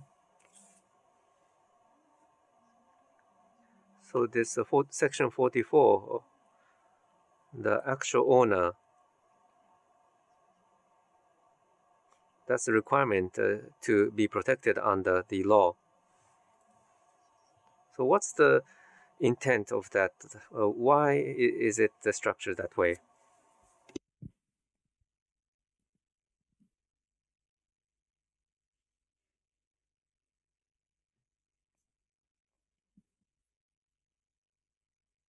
Excuse me. Can you ask the question again?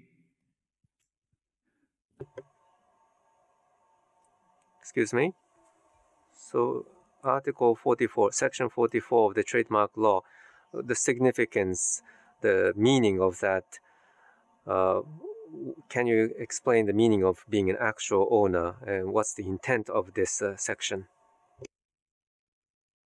Okay, thank you.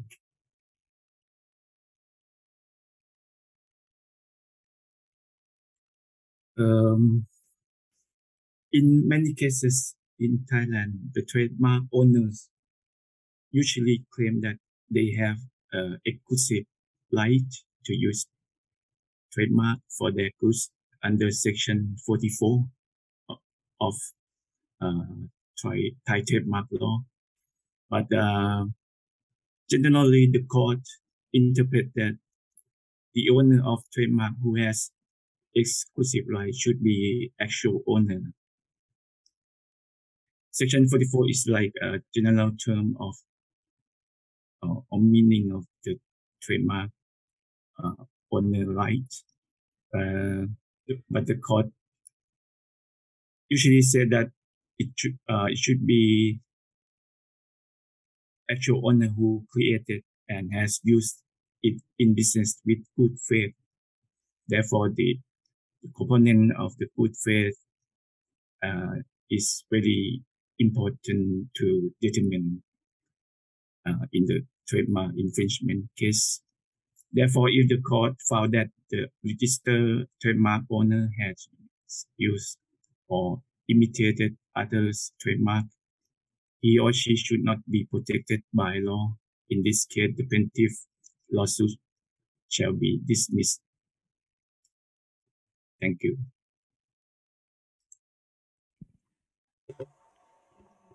Thank you. Let me follow up on that.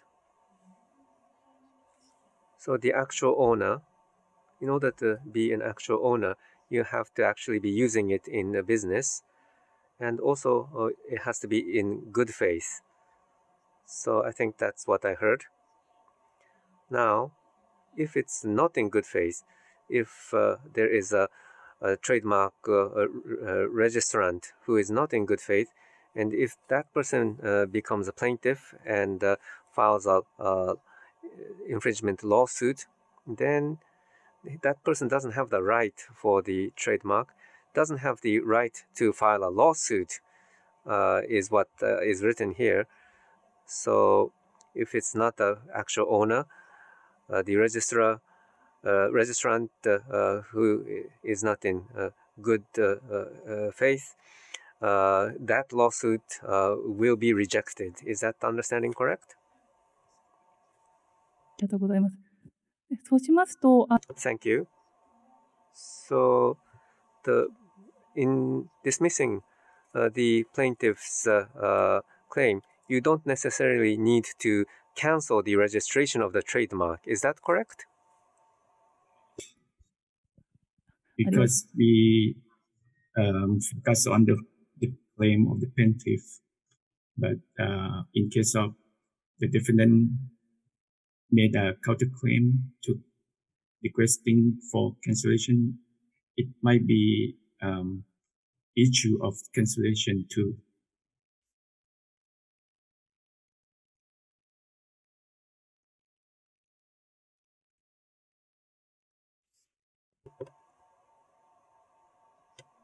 Understood.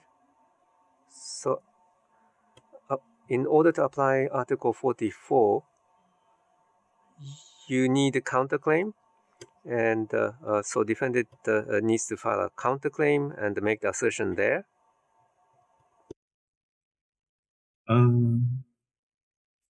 Not really. I mean cancellation of the registration. The defendant has to make the counterclaim on this issue. But generally, Section 44, defendant can claim or defend in general. Yeah.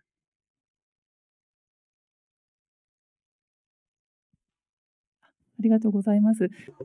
Thank you. So based on Article 44, well, dismissing the claim based on Article 44. So that can be judged in the infringement case. In addition to that, if you want cancellation revocation, you need to file a counterclaim. That is how I understood your response. Thank you. So we have a little more time, so let me ask some more. So in this case, the judge may decide that the plaintiff is not in good faith. Well, can you explain the reason why the judge would decide it's not in good faith?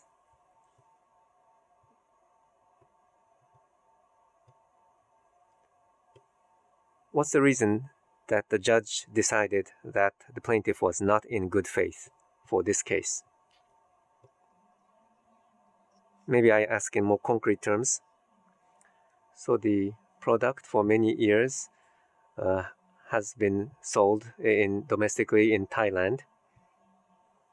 Is that related to the judgment whether it's in good faith or not? From my experience, in many cases, Thai court consider all circumstances of the case that the plaintiff and defendant brought the evidence to the court hearing. For the hypothetical case, of course, the fact regarding to plaintiff and defendant's parent company had previous contractual relationship, and the plaintiff took advantage by registering trademark which belong to defendant's parent company are relevant considerably. Yeah. Thank you. Thank you. So the mark that is being used by defendant, that was used overseas.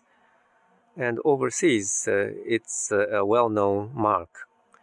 So that fact affects the decision about whether it's in good faith or not? I think so.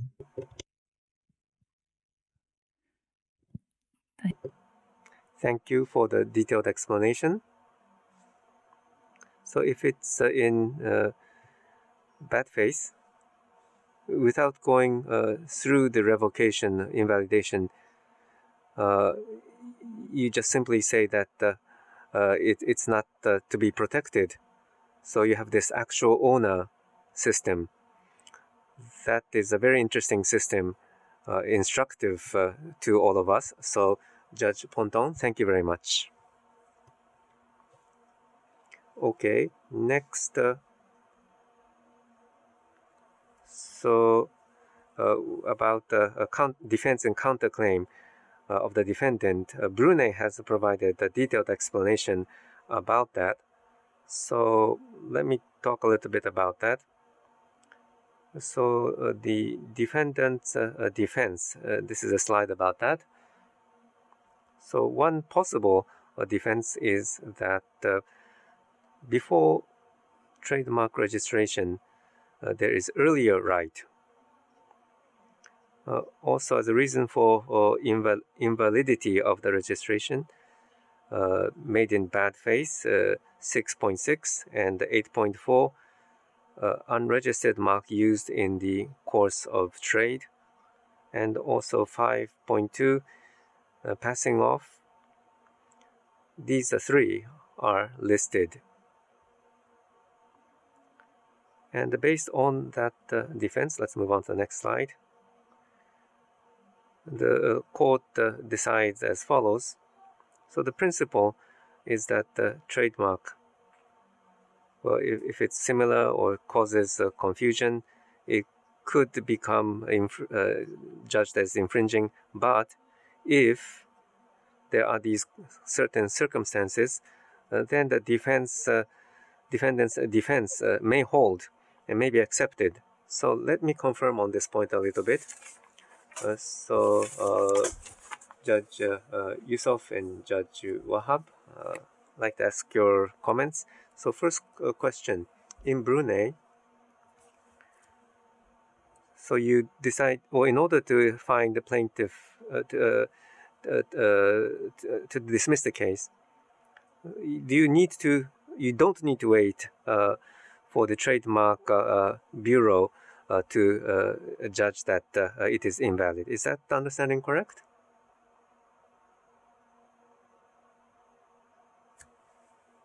Yes. Once court proceedings have begun, then it would be in the court's realm. So you don't need the registrar's office to take the lead in invalidating or revoking the trademark. So as soon as court proceedings have started, then the judge can make this decision. Does that answer your question? Yes, very clear answer. Thank you very much. So next question. So plaintiff registers, it had the distributor relationship with the parent of the defendant. So based on that, or using that relationship, they registered the trademark. How is that judged in the court? And on this point, you have introduced us to a case. So the registration was made based on a fiduciary relationship, and that will be revoked due to a fraud. So out of the three reasons for invalidity, 6.6 based on bad faith, is that what is being applied here to be revoked for fraud? So in our response, the defense can pursue a counterclaim of invalidating the registration and thereby revoking the registered trademark. So one of the grounds that we've identified that's relevant in the present case would be that the trademark was registered in bad faith. And I think as for this argument, the defendant can argue that the plaintiff had previously been in a fiduciary relationship with the defendant on the basis that the plaintiff had this exclusive distributorship rights of its products. So this relationship gave the plaintiff the right to act as their agent within Brunei Darussalam, empowering the plaintiff with confidential or insider knowledge regarding its products and the right to use their trademark within the Brunei market.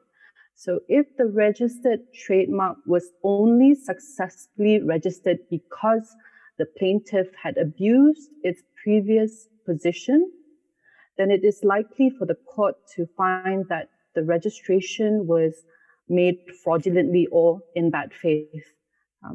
Further, I find that what can support this counterclaim is the fact that the plaintiff had applied for the trademark despite still being in the negotiation phase of continuing their exclusive rights to distribute ABCM products. It supports this idea of a dishonest conduct in the part of the plaintiff. With this, plaintiff's intention was to prevent ABCM from being able to use its existing trademark in the Brunei market. So in my opinion, based on that, the counterclaim the grounds of bad faith can succeed.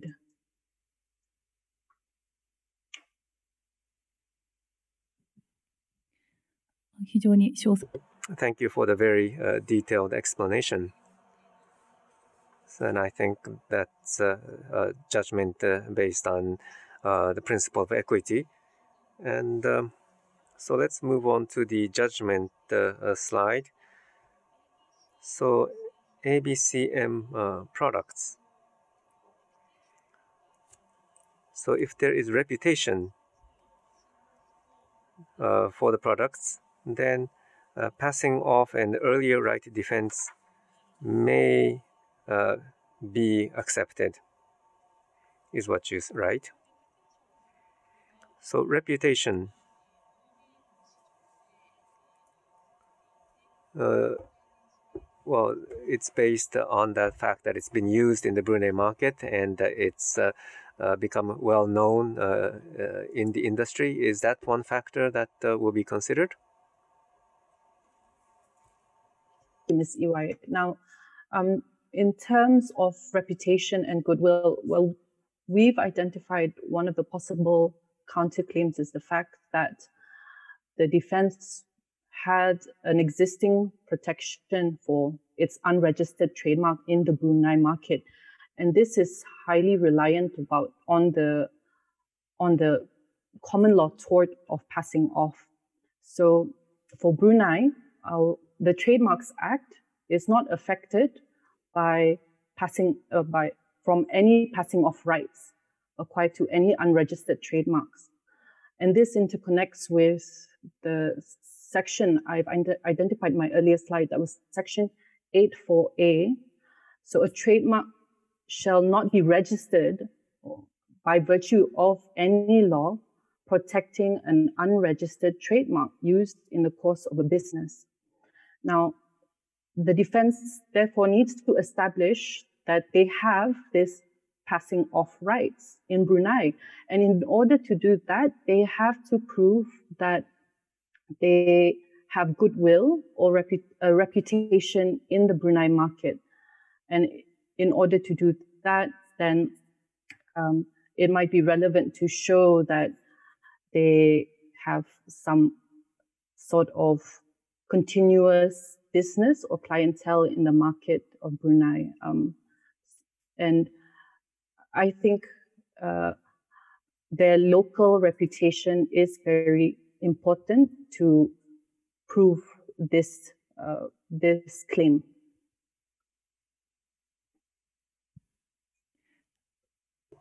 Thank you. So passing off, so it's separate from the trademark right protected by the Trademark Act. So it could be protected based on a different ground. And one factor of that could be the reputation in the Brunei market. That is quite important, is how I heard your response. And so domestic reputation in Brunei, well, in addition to that, how about the reputation overseas? Is that something that will also be considered? Whether international reputation is sufficient to establish the passing off rights, it depends on how globally recognizable their trademark is. So, for example, I highlighted in one of my slides one case. It's called the coffee bean and tea leaf case. At that time, when that case was brought, coffee bean and tea leaf had only opened up its first establishment in Brunei. Now, although there wasn't any prior local establishment, the court acknowledged that the fact that coffee bean tea leaf has an international reputation was as being relevant. So at that, Brunei shares its borders with Malaysia, Indonesia, and it's pretty close by to Singapore. And in these countries, our neighboring countries, coffee bean is well established. So for that case, the court had understood that the coffee bean reputation had already existed and found that it was relevant. So for this present case, it would depend on how notable ABCM's reputation is within our ASEAN region and how notable it is to the Brunei market. I think that would answer the question.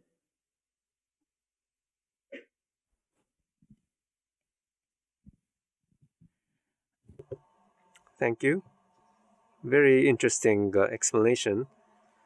So how well known is it overseas? In addition to that consideration, so in ASEAN, so you have these neighboring countries. So those countries you share borders with, or how much cultural exchange you have with those countries, that is a factor that will be considered, I think you said, and that's quite interesting. So thank you very much for the detailed explanation. So we'd like to next. We have a little more time. So let's go back to Indonesia. A question to Indonesia. So we asked for the question 1 in the country of origin if the trademark is registered there, and concerning import of such a product, then the plaintiff's claim will be dismissed. They will not have the right to file, is I think the explanation we heard.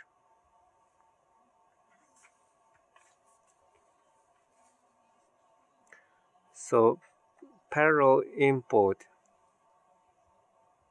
I think it's related to the international extinction issue, but in the case, other than the case of parallel import,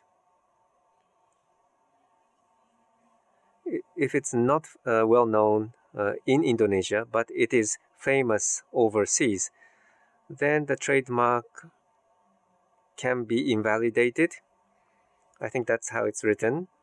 So on that point, including that point, I want to confirm the facts. So Judge Rafmi, please. So first Indonesian slide. This is about the defense of the defendant. I want to explain it a bit. So as a defense of the defendant, cancellation, invalidation lawsuit may be filed. That's mentioned here. So in filing that lawsuit, that will be, if you look at Article 76(2), the owner of the unregistered trademark must file to the trademark office first. Is that understanding correct?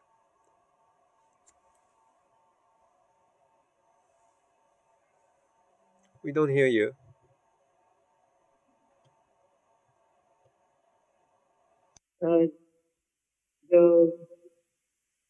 The defendant can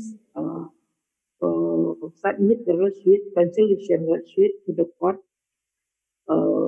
based on invalidation, but before submit the lawsuit, cancellation or invalidation, the defendant must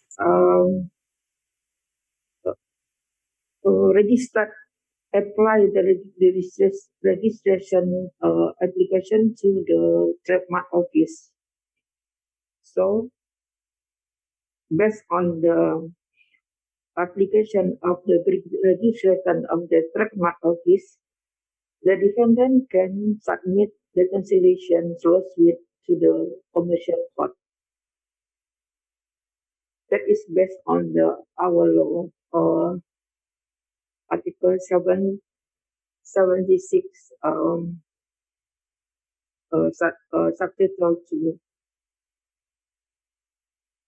Because of defendant's mark has not been registered in Indonesia, so before defendant file a cancellation lawsuit against plaintiff registered trademark, the defendant must first submit an application for registration to the trademark office.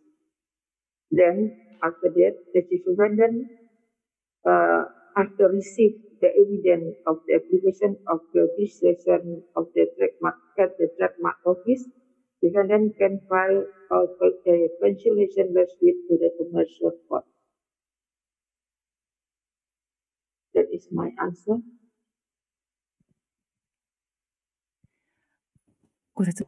Thank you for the explanation.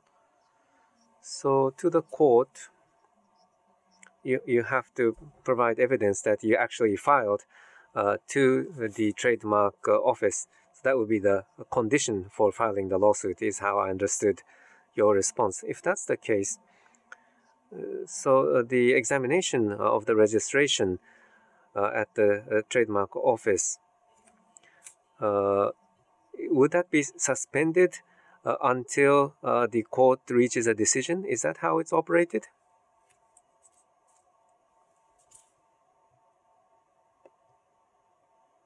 Is application of registration, not but just the application of registration. So with that evidence, with that documents, the defendants may file a lawsuit to the court. So it depends on the trademark office if they will continue examination the trademark or not. It's not the problem for the court, but we just receive the document application of registration of the defendant.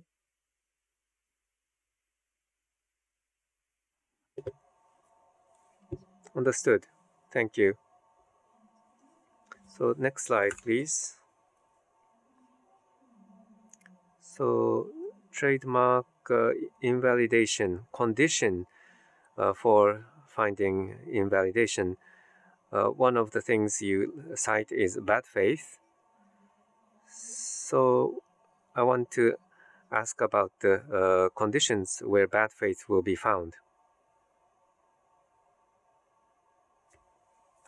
Can you explain? Excuse me, could you repeat? 質問をもう一度お願いします。So trademark, in order for it to be invalidated, you say that the bad faith is necessary. So in what kind of a situation would bad faith be found? So I'm asking you to explain what you've written on the slide. As I mentioned on Article 77 of the Chapter 2, that an applicant with the bad intention is applicant who is reasonable suspected in registering the trademark, having the intention to imitate, characterize, or follow another party mark for the sake of the business interest, creating conditions of unfair business competition, deceiving or misleading consumers. So, how the judges will know about the request from the plaintiff? Usually, to determine the request in a lawsuit for cancellation of registration mark, we consider about the trademark has. The first one is the trademark has a similarity with the registered trademark abroad, and that trademark is well known abroad and also well known in Indonesia. And second, prior to registering the trademark, the plaintiff was aware that the existence of the mark, such as having had a business relation, such as a distributor of defendant parent company, ABCM Corporation. And the third, an applicant who is reasonably suspected in registering with trademark has intention to imitate or plagiarize the following mark for another party for the sake of his business interest, creating conditions of unfair competition, deceiving and misleading.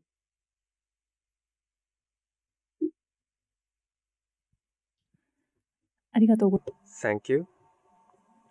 Let's move on to the next slide.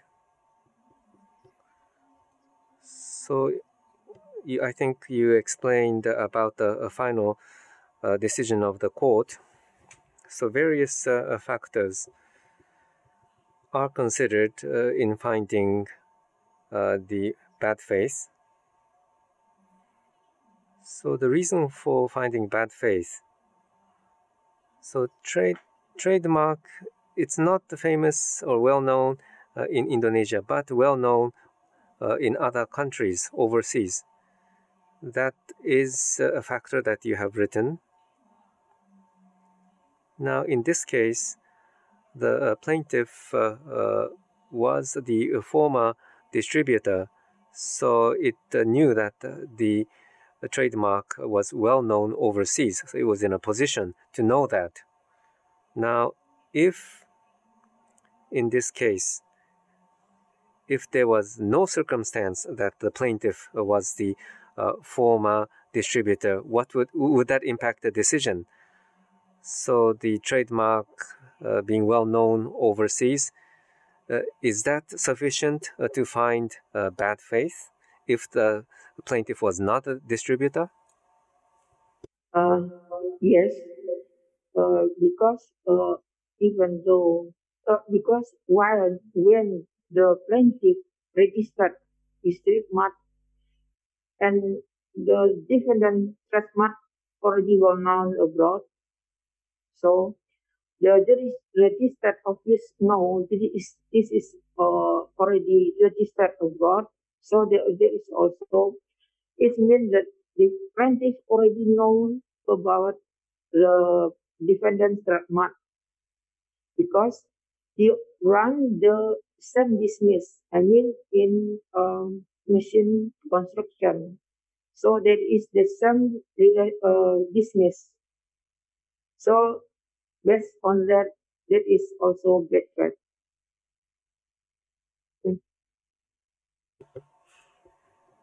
Thank you. So if it's well known, so when you consider that it's in the same industry, you can reasonably assume that that party would have known that it's famous. So thank you for that response. Thank you for the detailed explanation, and thank you for answering so many questions. Let's move on to question 8. Regarding question 8, it is we have set a time limit within the last 5 years. If there were any revision or the establishment of the trademark law enacted for the last 5 years, and if they were in line with an international movement, then we'd like to know about that as well. So in 2019, there was a major change to the trademark law in Malaysia. So we want to hear the Judge Harun to explain about what happened in Malaysia.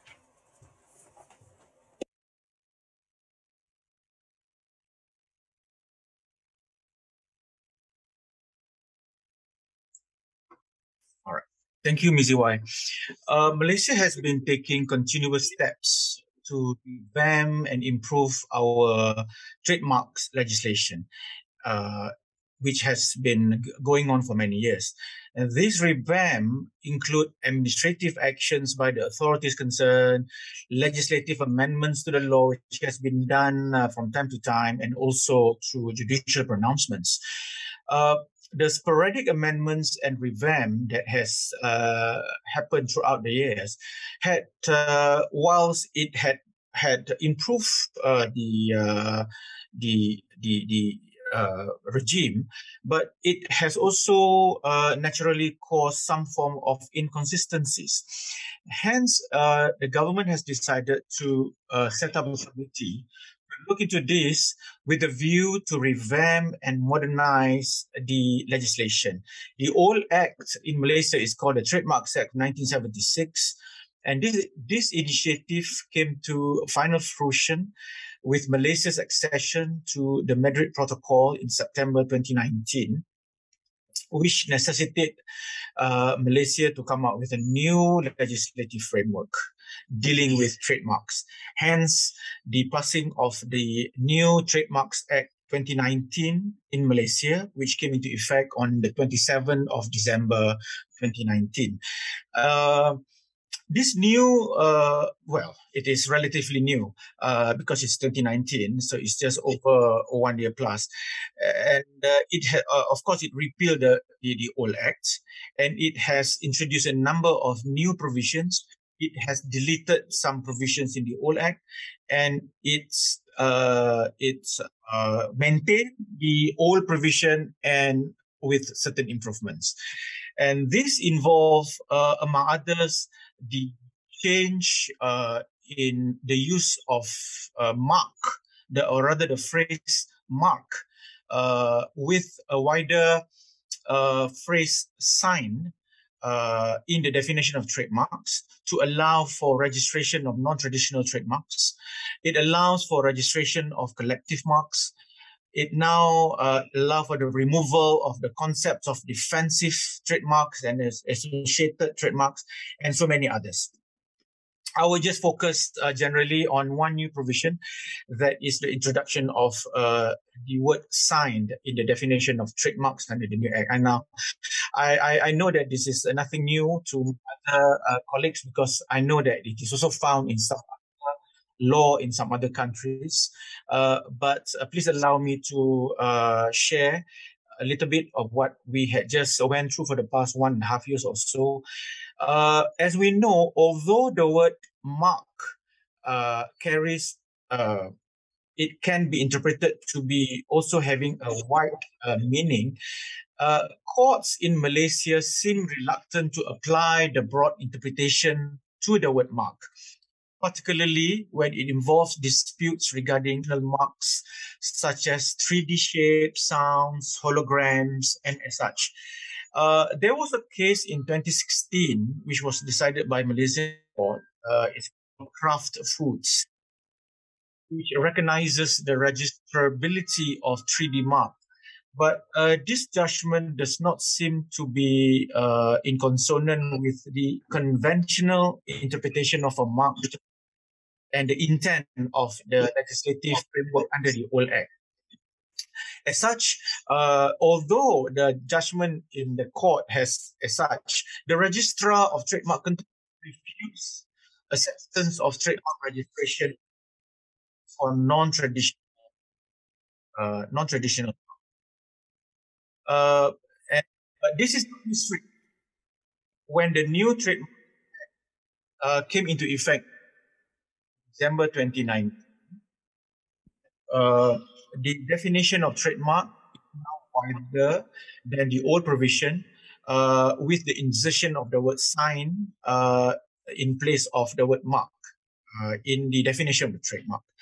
But notwithstanding this, the word mark is still found in the definition of the trademark itself, where it provides that references to a trademark, unless the context otherwise requires, would also include references to a collective mark or certification mark.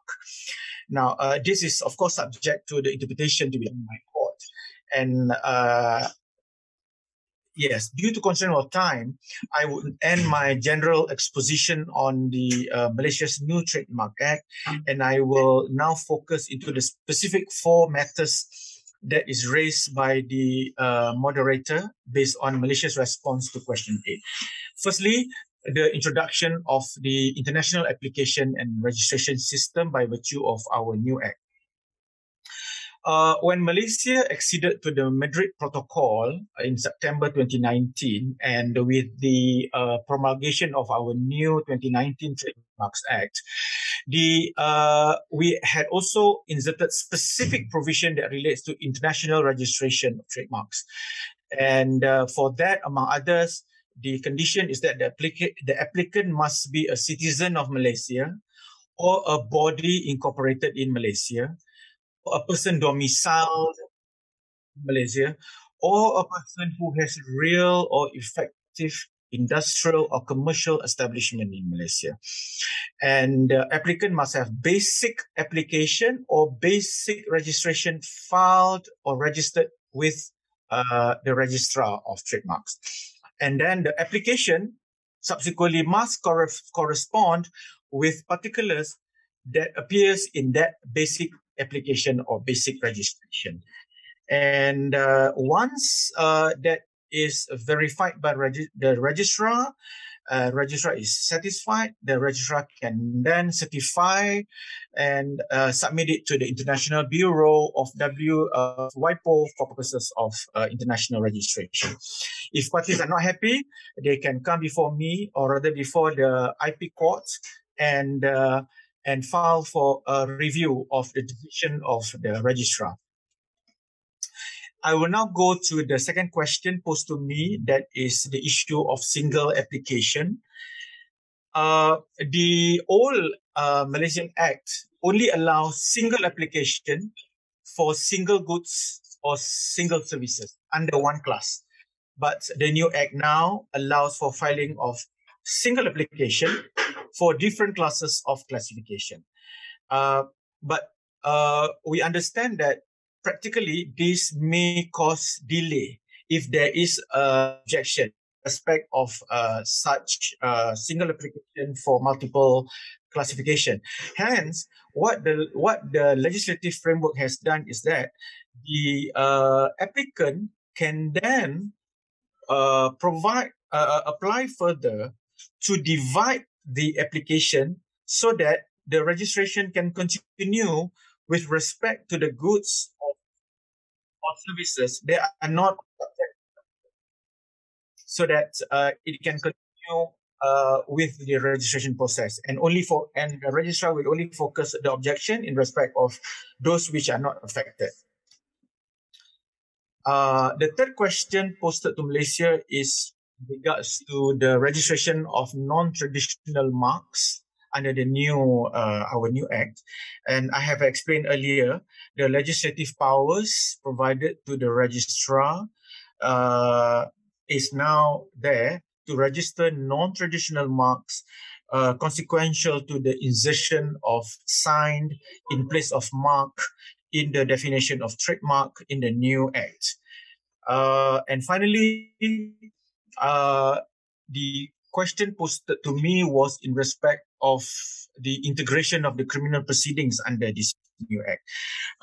Previously, the trademark infringement criminal offences were provided under a different Act altogether. It is not found under the old Trademarks Act, but it is found under what is called the Trade Description Act.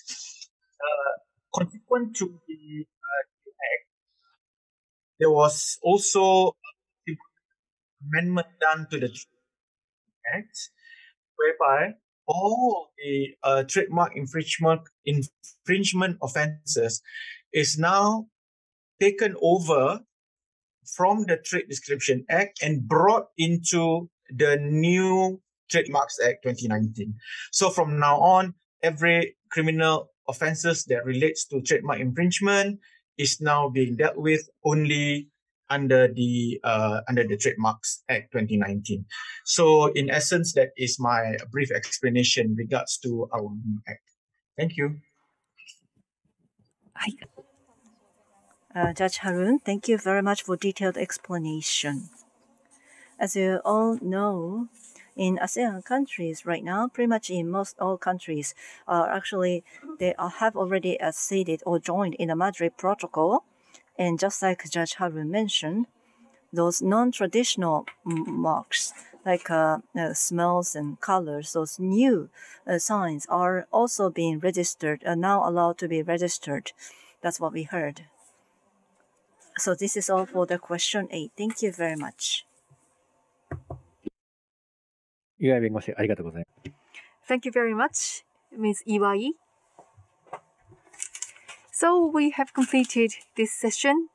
Even though this was online, we were able to make a comparison between different countries, and we were able to have a very fruitful discussion. We were able to learn a great deal from what you are doing, especially about the recent turn of events. So in the future, I sincerely would like to invite you all to Japan and have similar discussion here on this soil. So the online the conference notwithstanding, I'm very happy that I can conclude with a great success. Thank you very much for the participation.